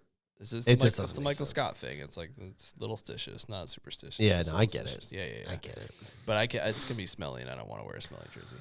I said the Patriots can be a playoff team. I said they could win 11 games. They're 14 plus 3, 17. That's wild. So what else we got? I think the West, you mentioned there could be 3 playoff teams out of there, and if the Chiefs didn't like fall apart at the seams with all their injuries and stuff, I think that could have happened. But you can't really. Well, I don't did know about injuries. I assumed they would be the mainstay, and I kind of took a gamble on Denver and the Chargers, and that sort of panned out. It's funny because like that was the safer call was the Chiefs. Yeah, and it didn't happen. And I was like, I really think that there's going to be 3 teams out of the West, and it was like, there was 2, and one of them wasn't the Chiefs. The Panthers, I said wild card, and they won the division. Jacksonville too. You said that's right. We both said I think this was the last year of the Bucks. Next year is going to be the depth. But we were a year like I know. I don't see how happened a year earlier than we thought it was going to happen. I didn't realize that Cohen, as offensive coordinator, might have made a big difference as he did. But I was surprised by them. Yeah, by them falling. They started off hot, and then they fell on their face. A lot of injuries, and I don't know what their draft capital is. That was another big thing that came out last week was the salary cap is going up again. God, it's going up. It's going up from, I believe, 279 million to somewhere between 301 and like 305. Yeah, you said that's right, yeah. Which is, they said only a few years ago it was at like 100 million or something. Like it's gone up so much. And this next media deal is gonna be a fucking like a nuclear bomb because now the Netflixes are involved. And like the NFL, we've talked a little bit how I think part of the growth was they were always on the free channels, the antenna channels, whatever. But they're gonna say they're just gonna that care. Plus the international games, plus an 18th game in the regular season. It's gonna be that thing's gonna hit 400 before we know it. 400 million. That's why we get it's like if we get the second we can sign Drake May to a contract extension or Daniels, just do it. I don't care how much money because it's going to go way the fuck up. I think it's going to be next year, right? Yeah. And then in 3 years, it's going to look like a bargain. Oh, yeah. So sign that shit as fast as you can. Yeah. I'm hoping that there's a little bit of a turnaround. I mean, I think they're going to bank on Jaden anyway. This is just a bad year with injuries for us. And across the board, we just sucked. Our defense did not help us. So I'm hoping for a bounce back where they do just sign him. I assume that they would. Yeah, unless he has a disaster of a season, which I don't suspect would happen. But it's like not even injury, but just like bad. Like just bad all around. Yeah. But I don't see it could happen, but I don't see it from him. I think like he's still a stud. Like we weren't that great last year. And we pulled it out of our ass. Right. Like, there was a lot of one-score games that went our way. Yeah, and because of him, he's the one that pulled out of his butt. Where did Cliff wind up? So Cliff didn't go anywhere yet. No, Sussman's surprising. So the Giants were in the mix for him, and then they hired, is it Nagy or Nagy? Matt Nagy? Nagy? I don't know. I always say Nagy. No, I don't. I say Nagy. I think it's Nagy. Yeah. And your boy went back to the Chiefs. The enemy. Yeah. Yeah, so Cliff right now, maybe there was something to that with Washington because he has gotten interviews, and I don't know who's still open for coordinators, but I don't. He could go back to Arizona as a coordinator. I think I like the thought of Quinn wanting to go back to like a more standard kind of operating procedure. It's probably the safer bet, and it's not as gimmicky. Yeah, you got to get the players around to do that too, though. Yeah, but I think it'll keep him healthier in the long run too, because Drake didn't really run this year at all. Like, you could, I feel like you could tell they were telling him not to. Like that Bills game, which was week 15, was the very first design run inside the 10-yard line for a touchdown. And like he had one in the Broncos game, but he didn't. It was all year long. He did not do those all year long. And it makes sense. from the standpoint of keeping him healthy, because in college he was known as a runner, right? Yeah. And he could pass the ball. It's like they do both. Like Bo and Jaden, same thing. Like Jaden can throw the ball. He's not like RG3. RG3 had an arm, but it wasn't like accurate all the time. He was more of a runner. Jaden's not like that. So I think that from what I heard at the end of the season, there was a little bit of disagreement over running the offense and stuff. And I think him getting hurt on that play inside the 5 on a game that was already fucking gone. Yeah. I get it, because, again, we talked about that. When they started that drive, there's almost 11 minutes left. You're not going to yank him mid-drive. But at the same time, inside the 5, like, it's a freak injury. You didn't need to run that play. And it's weird, because it's kind of showing that he still didn't get hired anywhere. That is interesting. Yeah. Just pick your spots. Yeah. Short, yeah. So I'm hoping that we only have 6 picks in the draft. We have $90 million in cap space with the increase. We're going to cut Lattimore and save 18. So we'd be at 108. I'm surprised that supposedly they're going to let Deron Payne play out his contract. He's due $28 million next year on his final year of his deal. Maybe because there's just not enough talent out there. They said they won't restructure. Yeah. And they might let him just ride out that contract. But $28 million. And I liked Payne, but he hasn't been the same since that contract year. He balled out and he got paid, and it just hasn't been the same. I hate when you have like the last ranked defense, and there's why is anybody getting paid that much? You're ranked dead last. Right. They might get losing it. The free agency might turn into something too, because sometimes comp picks come out of that, or if those have been decided, the complimentary picks if you lose guys to free agency. Sometimes. Yeah, I'm not sure. I know right now I think they have they only have 2 picks inside the top 100 or something. It's not great. So they don't have a lot of draft capital to even get a guy like Crosby if they wanted him. You know, you'd have to go for future picks there. I don't know. But I'm hoping with all that cap space, they cut Lattimore. This is going to happen. They'll have money to spend in free agency at least. Yeah. I want Pitts, I'll be honest. Yeah.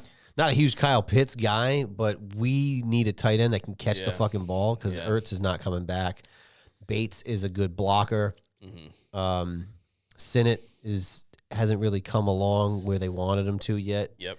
If I can get a guy like Pitts who's athletic and just catch the fucking ball and be Jaden's like security blanket, I'll take it. Yeah. That's a fair point.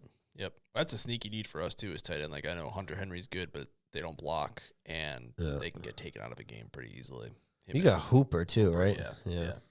So they can. And I mean, Hunter's a good like veteran to have, but we just need. And you saw it in the playoffs with the offense. Like, I know we're in the Super Bowl, but fortuitous bounces have gone our way. Let's be honest. Like, the offense was not playing well, and you can see from what I've been watching of like the analysis is that a lot they're starting to, and we'll see what happens in the Super Bowl, is they've been bracketing Diggs a lot.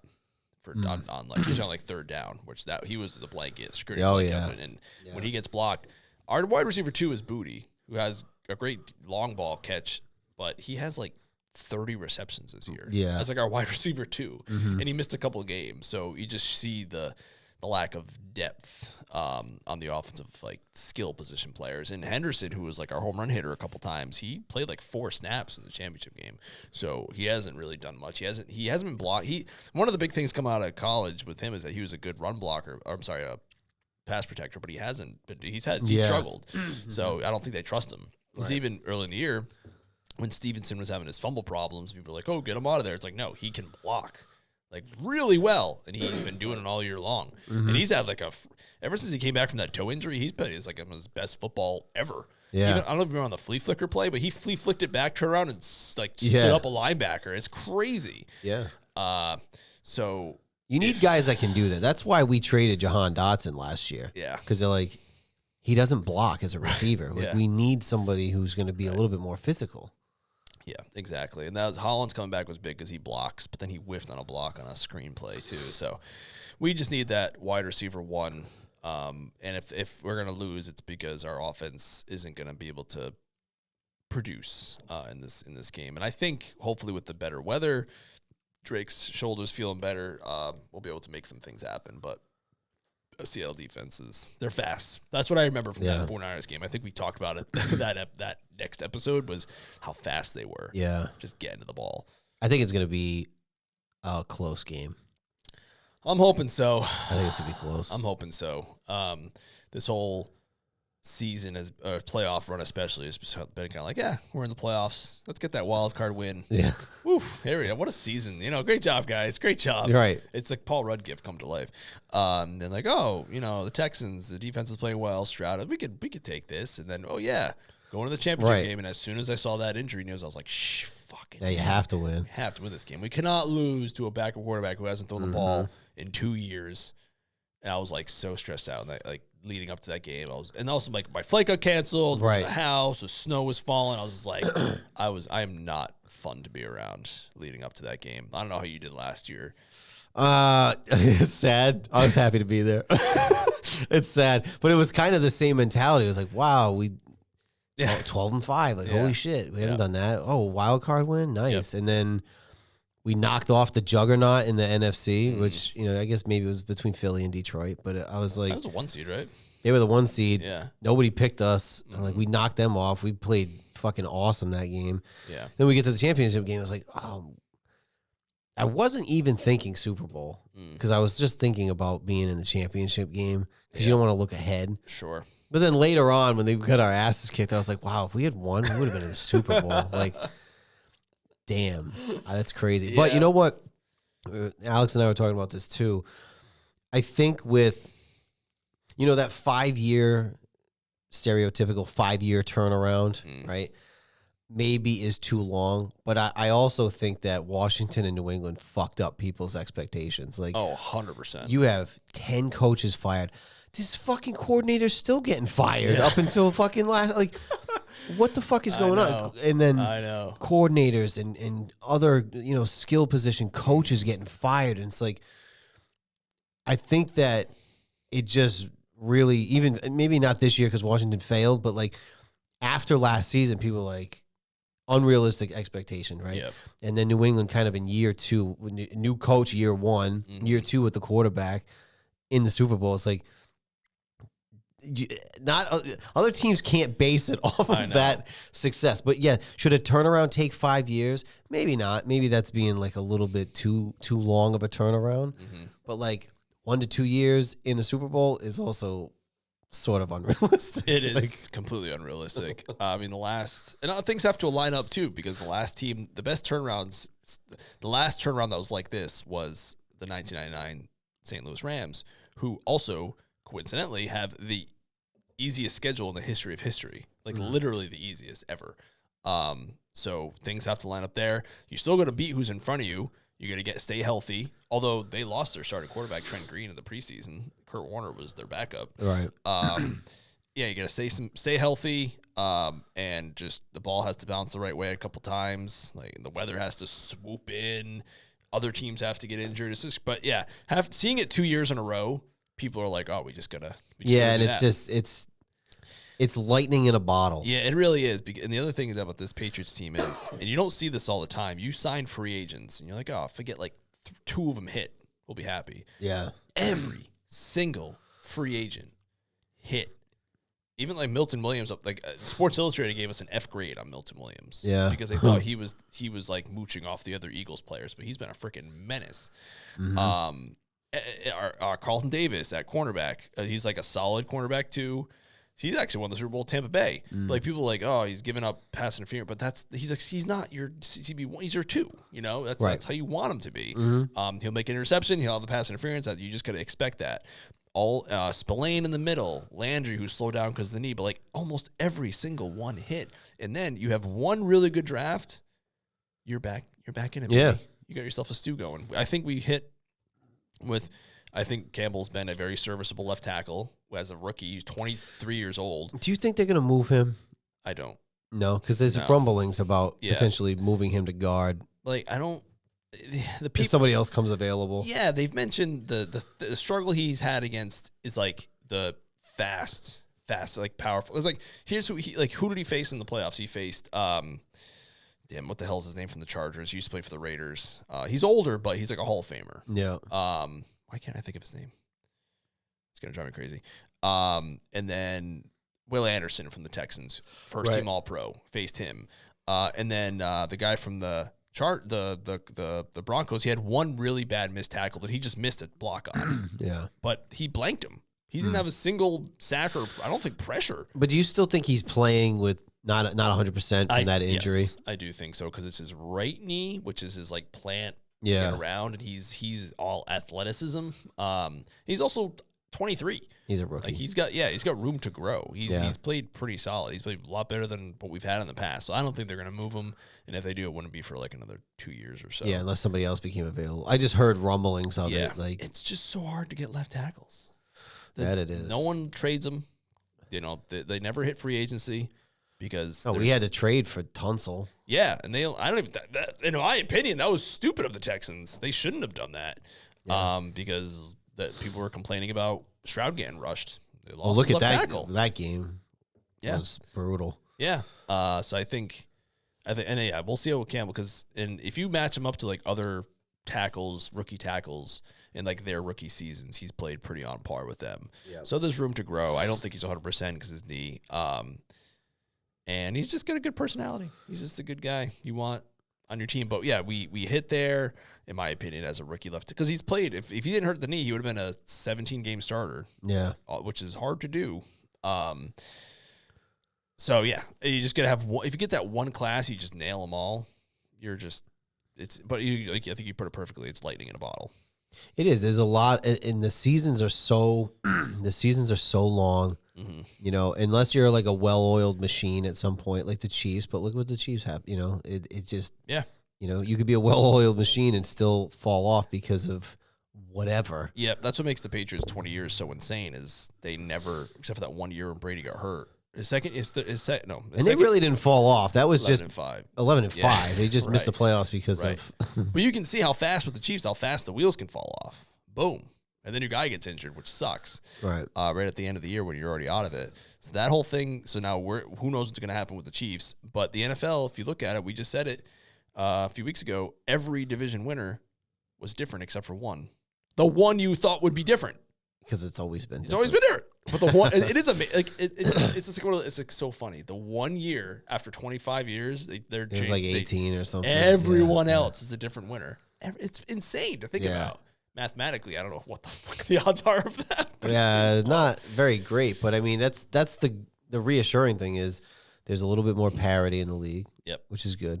But yeah, I mean, it's an unrealistic expectation, right? It is. We went 4-13 and then went 12-5, right? You guys went 4-13 and are in the Super Bowl. It's like, that's great. But if you're another team that's, you know, on the come up, I wouldn't base it off of that. Because again, you guys have been mostly healthy. Yeah, and they turn over like 50% of the roster, which is a higher number than usual. Like the Raiders, I don't foresee them bouncing back next year and being Super Bowl contenders. I don't think so either. You know, you got to build it for maybe not 1 year or 2 years. You got to build it for the long haul, but maybe it doesn't take 5 years. I don't know. I've always been a guy who's like, just get the quarterback, but I'm more convinced now than ever. Obviously with Drake and Daniels. So like get Mendoza, get him in the building. Yeah. And build around him. I do not agree with the running back early like they did last year. No, because that's the thing too. Depending on where you're at, like Love from Notre Dame is going to go. They think New Orleans. Yeah, you know, they could pan out. It just depends on what your needs are. Like Washington, if they keep that pick at 7 and they go anywhere near an offensive play, I'll be pissed. You have the last ranked fucking defense. Yeah, like, I'm sorry, that hurts so bad. I'll be ecstatic. And honestly, they might move back. I could see them moving back and getting another pick in the second round, or like a later first round and a second round, move up so somebody can move up to 7. I could see them targeting Pierce, the wide receiver from the Colts. He's a free agent. He could be a good target potentially. Is that the white dude? Yeah. Yeah, they talked about him. I heard him come up. They'll have money to spend, and they have a number 7 pick in the draft. But yeah, and they got the new stadium coming in a few years. That should help. I think, lure people. They're going to change their uniforms, I think. Yeah. Because it's a good looking uniform. I'm saying they have to wait Teams have to wait 5 years to rebrand again. Yeah. And because this is only year 4, I think next year we could do it. Mm-hmm. There's rumors that these are going to be the official new uniform, and then like the burgundy version of this for like the road or something, or vice versa. What's old is new again. I was hoping the Patriots would change again, but I don't. If with the recent success, I don't know if they will. But oh well, I have my red jersey, and I'm happy. Yeah, I don't love their. I don't love them. I don't love their new ones. This game is gonna be like a what they used to call it, color rush. The Super Bowl's gonna be color rush. Yeah, the all white. We're wearing all white, and they're wearing all whatever color that is. Bluish. Bluish, tealish. No, not teal, not so much. I wish that New England for one game did the alternates of the 90s. Yeah. Why don't they do it? Why? Dude, I guarantee people would be souped. They would be souped for that. For some reason, not even though, but yes. The ones before that were hideous, but the ones that the weird middle child between those and the ones that the red ones that people know and love. But those shoulder ones, I don't know why they're so 90s, but they're so awesome. They are. I don't know. Best starter jacket. Right? Like, come on. Yeah. I don't know.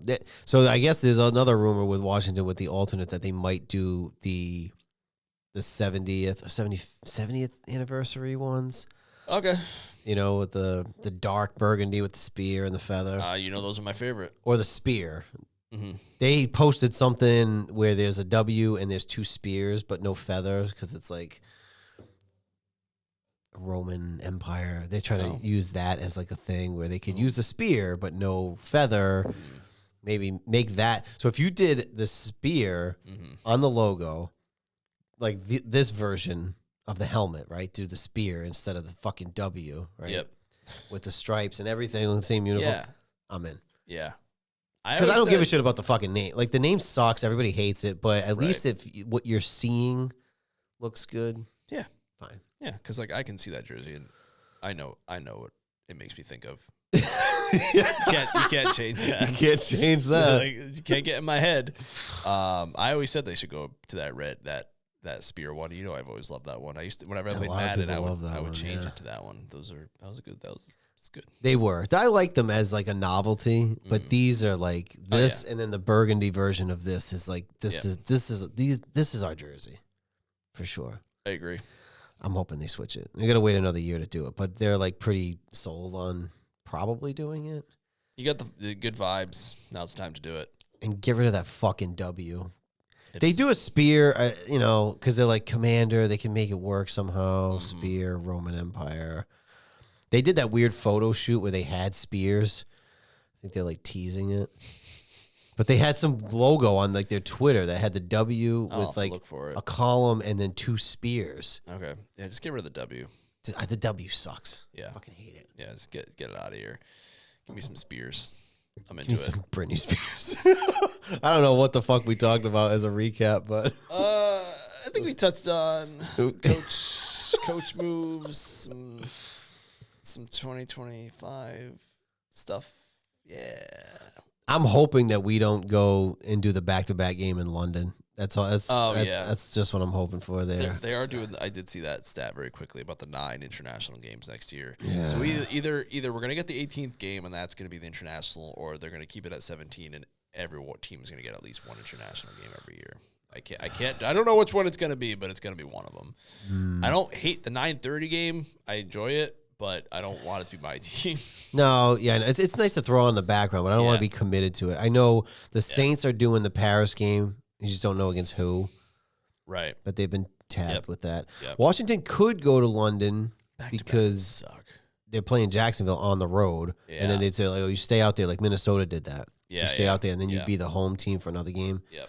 Which I'm not into it. No, and I know we're probably going to wind up. We're on the road in Detroit, so we're definitely Thanksgiving, 100%. Yeah. That or Christmas. It's happening. Yep. It's happening. We'll see. Are they going to do Detroit on Christmas again, or is that was just like luck because it was on a Thursday? I don't know, because that sucked. They did that for Detroit and the Cowboys. Yeah, they had to play each other, right? Is that what? Yeah. No. What was it? No, because we played. You guys played the Cowboys. We played Dallas. Yeah, it was shitty either way. There was something where they played another game. Oh, because that was They played Thursday Night Football the week after against each other. Against each other, After yes, they did. Which makes sense. Yeah. But having to play Thanksgiving and then also having to play on Christmas, it's just kind of shitty. Yeah, that blows. And I think Christmas is a Thursday next year. It was a Thursday this year. Just kidding. It's a Friday then. Oh, they'll definitely be a Christmas for sure. Yeah. So we'll see. We got to wait till May for the schedule. We know the opponents. We just don't know the schedule yet. Schedule comes out in May. Yeah, we'll figure out our off-season schedule. We'll be back next week to talk about the big game. The big game. Fingers crossed. We'll see how it shakes out. I feel at peace right now. Come Super Bowl Sunday, I'm gonna be a wreck. I'm gonna be absolutely awful. It's so bad, and like she knows how I get. It was the same thing with the Celtics. Like even like Game 5. Yeah, I was like fucking miserable. Or like Game 7 in the Eastern Conference Finals. No, was that? We didn't go to 7 in that one, did we? Or the Heat one. I was miserable then. Yeah. But for all of them. And she's like, oh, if you wear Patriots gear, you get to go to the zoo for free. Free tickets to the zoo. I was like, we should probably do that because I'm going to be fucking miserable. The day of the Super Bowl? Yeah. The game's not till 6, whatever. 6:30. Early enough, but it's gonna be cold. But I was like, we got to do something because I'm gonna be miserable. I hate it. I hate Super Bowl Sunday leading up to the game. I hate it. When New England's in it. When New England's in it. Other than that, whatever. Like I don't watch any of that fluff. Yeah. I'll watch leading up to the game. I'll listen to the analysis of the actual game itself. But I feel at peace. Yeah. And I feel the same way I felt most of these playoff games. Like it was. If things go south, it's a good run. It's a hell of a run. And one thing that annoys me about all sports in general is that people discount conference championships as if they're not like a thing. Like it's a thing. Like you won your conference. You won something. It's not the Super Bowl. Yeah. Like, same with the Celtics a couple years ago when they lost to the Warriors. Like you still won the Eastern Conference. That's not nothing. Yeah. Of the 16 teams in that conference, you came out number 1. Right. So nothing to be ashamed of. Not that I'm saying hang the banner or anything, but it's I was happy to be in the Final Four last year. You know, it's exactly. like it's a big fucking deal. Exactly. I also don't like the I miss the old trophy, the old AFC and NFC trophy. I don't like the newer ones. I don't even know what the new one looks like. They're not great. So yeah, I'm confident. I think they'll step up because like there's just the power of friendship is real with this team. So I'm hoping that propels them. But the Seahawks, I look back at their schedule, I'm like, boy, they haven't had too. The only losses to like the 49ers week 1. I don't really know what hiccups they really had throughout the season. Not a ton. I mean, even there was that game where Darnold against the Colts that they did not play well. Yeah, and they won. He did lead the league in turnovers this year, Darnold. So hopefully that comes around and we'll see. It depends on how aggressive they're going to be. I think it's going to be a close game. I think it's going to be a little bit conservative, but I mean, you got JSN running fucking all over the place. Dude, that touchdown he had in that game, I was like, why is he open? The one guy that shouldn't be open is JSN. And he's coming out of the backfield. He's just completely wide open. I can only hope. It was almost like he ran the whole route wide open. Like, how the fuck was he not covered the entire way? Yeah, I just hope that Vrabel has something for him, like design-wise, but we'll see. We'll see what happens. It's been a good ride. You can't be mad at it. Yeah, year 3 of the MOJO show. Hopefully, we have some fun stuff. If they do win, I'm gonna spend a lot of money, like I did for the Celtics. Hey, you know what? If Washington ever wins it, I'll break the bank too. Oh yeah, I would totally would. Pictures, jerseys, hats, whatever. I have a Celtics like towel I bought. It just hangs in my closet. I have it. I bought a lanyard for my keychain. It just hangs on the key rack. And Chess is like, "Why did you get it?" I'm like, "I look at it every time I leave the house." I bought like a cup that we now use for the children to wash their hair. Or like the shampoo. It's like the gift that keeps on giving. I bought so much stuff. I wish I bought a sweatshirt, which I did not buy. That's my only regret. Well, because eventually, again, it's cool now, and then later it'll be cool as a retro. Oh thing, hell yeah! You know? And the problem with the Patriots, if they win, is the Patriot place is like 20 minutes down the road, and you You think it would be mobbed though? I mean, I've gone before, and it is, but it's not the worst. Because they already have it loaded. Yeah, they get everything. Yeah, I forget when. But I'm saying, went. like, the day after the Super Bowl, like, is it already loaded? Because what if they didn't win? What do they do? That's a good question. I don't know. I know all the shit's already printed, but like the pro shop already has their stuff because they usually have the website like Fanatics and stuff. Like, oh, what are your stuff now? I'll have to ask Jess when we went because we went with Laura after the last one. Not this one because we weren't together, but these two down here we went like right after. I got a keychain and the sweatshirt. Spent a lot of money, and now I have children. Now you gotta buy them stuff. Fuck. You I'm going to send so much money if they win. So much money. I feel like, I don't know if Mel would pull the trigger and buy herself anything. But, like, also, I don't know how long it would take to come in. But it was like Valentine's Day is coming up, too. The pro shop will have it within the week. Like, it'll definitely be there. It's true. I always harken back. It's like, you never, like, this is an amazing run. It's a great season. It's like been like a freaking fever dream. But you really don't know if they're ever going to be, like, you don't, it sounds so silly coming from the Patriots fan, but you really don't. No, you never go back.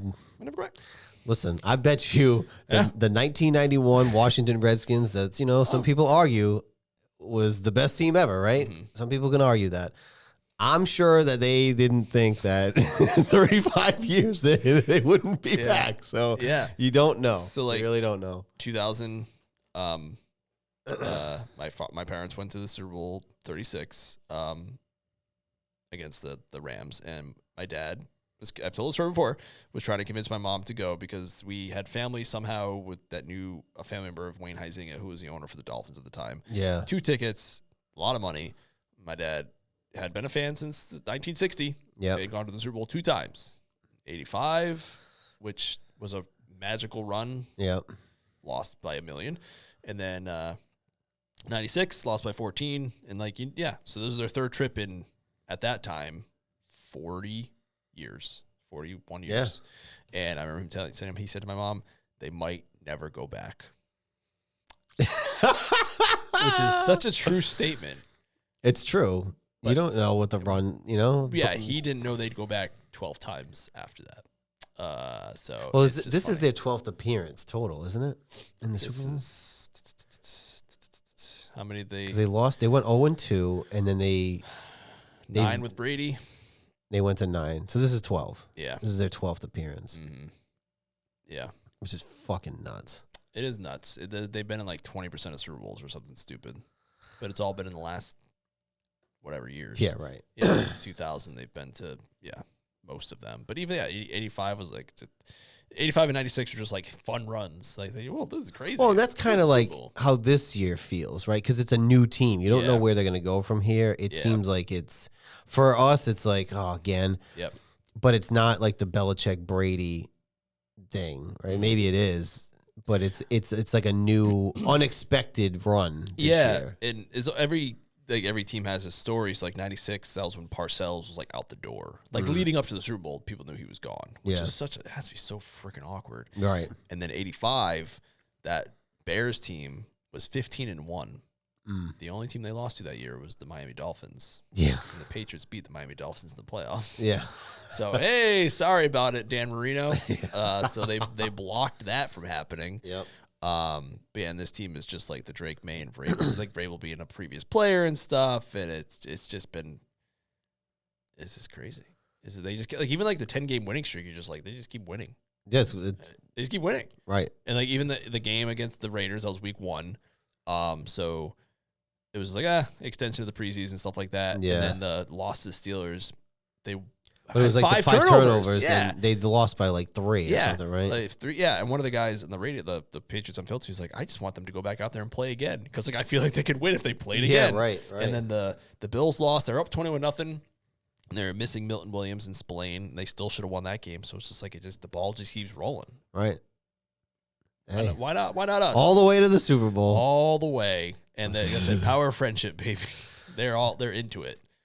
Which is good. I mean, it's unexpected. They didn't have that expectation whatsoever. Yeah, and to all the people who say like, "Oh, they're going to get blown out," they're going to play the Seahawks are infinitely better. I don't know about this. Super Bowl 48, that Broncos team had the best offense in the history of football, and they lost 43-8.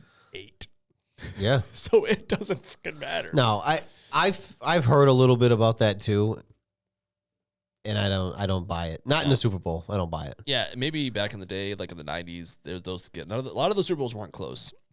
But in the last X amount of years, you can count on one hand those have been like out of control. Well, the Rams were expected to put a whooping on you guys. What was the spread on that game in 01? They're up. I think they're 14-point favorites. Yeah, it's like, and the Patriots. That's a big spread for a Super Bowl. Yeah, the Patriots' largest in the Brady era, their largest victory in the Super Bowl was the 13-3 win against the Rams. Yeah, that was their largest margin of victory, which is crazy to think about. It's like they just can't play. There's been no Super Bowl where this has been like we win by a lot or we lose by a lot. Like nope, everything just has to come down to because even the Giants ones and the Eagles, Tom Brady like left the field with a lead, and the defense just let him down. Right. I mean, he did fumble against the Eagles, but he also threw for 500 yards. So like, what else is that motherfucker supposed to do? Yeah, exactly. So I think it's the only time in NFL history a quarterback threw for 500 yards and lost. Wild. That's crazy. It's insane. They lost that one $1 million to $1 million, and they won the next year 13-3. You know what though? I hear a lot of people saying that the Seahawks are infinitely better, and then on the flip side, I hear people saying I think New England's got it because it feels like that season. Mm-hmm. So nobody knows. Yeah, the previous 15, like the underdog is like 14-3 or something like that, crazy, like something nuts. Yeah, it's that kind of season. And the Seahawks, like, besides their division, have they played? You know, it gets back to who have they played and who have we played? Yeah. You play on Sunday. It's a weird game. The halftime's really long. It's all different now. It's all different. Everything in the past, it doesn't matter because it just comes down to this one fucking game. Who can scheme up the best stuff? So like that. It's a lot of situational ball in the playoffs and especially the Super Bowl. Yeah, which coaches come to play? That Rams team that we won 13-3. They were averaging 34 points a game that season. They scored 3 because Belichick coached their pants off. Maybe, well, it was like the Brady quote in 07. They're like, oh, we're only going to score. Yeah, give us more credit than that. Yeah, nope, not even that. You didn't even score that. Not even that. You just don't fucking know. How much was that team? How much did they score that season? Probably 35. I mean, you could see the downhill as the season went on. But they were like, but even that Rams team, they're scoring. Like that was like the 45-42 win against the Chiefs that year. Yeah, something insane. But yeah, that with the 07 team, they must have been scoring in the 30s. They scored 14. Yeah. I mean, they beat us 52-7 that game. Right. Yeah. So, but it was like, you never know. The Super Bowl, you just don't know. And they scored 31 against that Giants team. 20. The year they went 14-2. 2011, I think it was. They beat the Jets by like 100, and then they lost them in the playoffs. Yeah, this is football, baby. Yep. So anything can happen. Anything can happen, sir. Well, good luck to you. Thanks. This if it was me and it was Washington in the Super Bowl, what I would do is I would do what you're gonna do. I would distract myself all day. I'm gonna try until I was ready for that last hour, maybe or half hour before kickoff, and I just gotta make sure I don't take it out. Not I say I can't take it out on the kids. I don't mean this like that way. Like you shut up, but like I just gotta be like, because I can feed off the energy. Like just don't be like, ooh, like a sad sack. Just be like, ugh. But like, what realistic time the kid's gonna be up? Because the Super Bowl starts at 6:30. I know. Doesn't get over till 10:30. It's gonna be right in start of bedtime, which is gonna be weird. Like we start getting ready for bed, like start coming down, reading books. I don't know how we're gonna do it. I actually gotta talk to Jess about that. It's gonna be real awkward, especially if they wake up early that day. It's usually it's like do they usually nap? Ella does, but Brandon does not. Well, she sometimes will. So like today she didn't nap. She had to go down earlier. You might have to skip a nap. Right. So like so today probably that's actually not a bad idea. So Braden today at 6:30 we were playing downstairs. I'm like, okay, 6:30, we're gonna go upstairs, have a snack, start calming down. Yeah. Start chilling out. Yep. So that's right when kickoff's gonna happen. So it's gonna be weird. I don't know what we're gonna do. And like I was getting yelled at during the championship about it being too loud. So, by who yelled at you, Jess? The children. Oh. No, yeah. Jess was probably louder than you. Right, exactly. So, yeah. Well, be strategic. No naps on Sunday. Get them up early Sunday, too. Maybe they'll go. 5 a.m. That's a good idea. Yeah, get them up earlier. No naps. Brandon's going to want to watch a little. Maybe I'll let him watch a little bit of it, too. But he's going to be bad to go to bed. Go play in the snow a little bit. Yeah. Tire them out. Yeah. Go to bed early. Maybe you don't have to read as much to them. That's right. I'll just leave the house. I'll just leave. Good luck. Good luck. You got this. Oh, God. Shit. Well, you'll figure it out. Anyway, this was our season recap and just kind of touch. See, we still went for 2 hours, just talking about nothing. Again, I told Jess, I'm like, we're up half hour. Yeah, we'll take long. We'll take long. But 2 hours. There's always something to talk about, right? So this was our season recap and touch all. That's weird. That's a weird thing to say, right? Just to start touching. We touched on a lot tonight. We did. Very little about football, but anyway, we're going into the Super Bowl. We'll be back 60. next week For our season finale. Season 3 finale. Are the Patriots going to be Super Bowl champions? It's nuts. We're going to find out next week. We're going to find out Sunday night, and we're going to talk about it sometime next week on the season finale of The MOJO Show. Season 3. Season 3. I have faith. Now, this stuff is all really ridiculous, but I'm going to say it anyway. We all we got. We all we need. You know, it's the warrior chant, you know? That's right. We'll see what happens. Bye. That's the nervous version.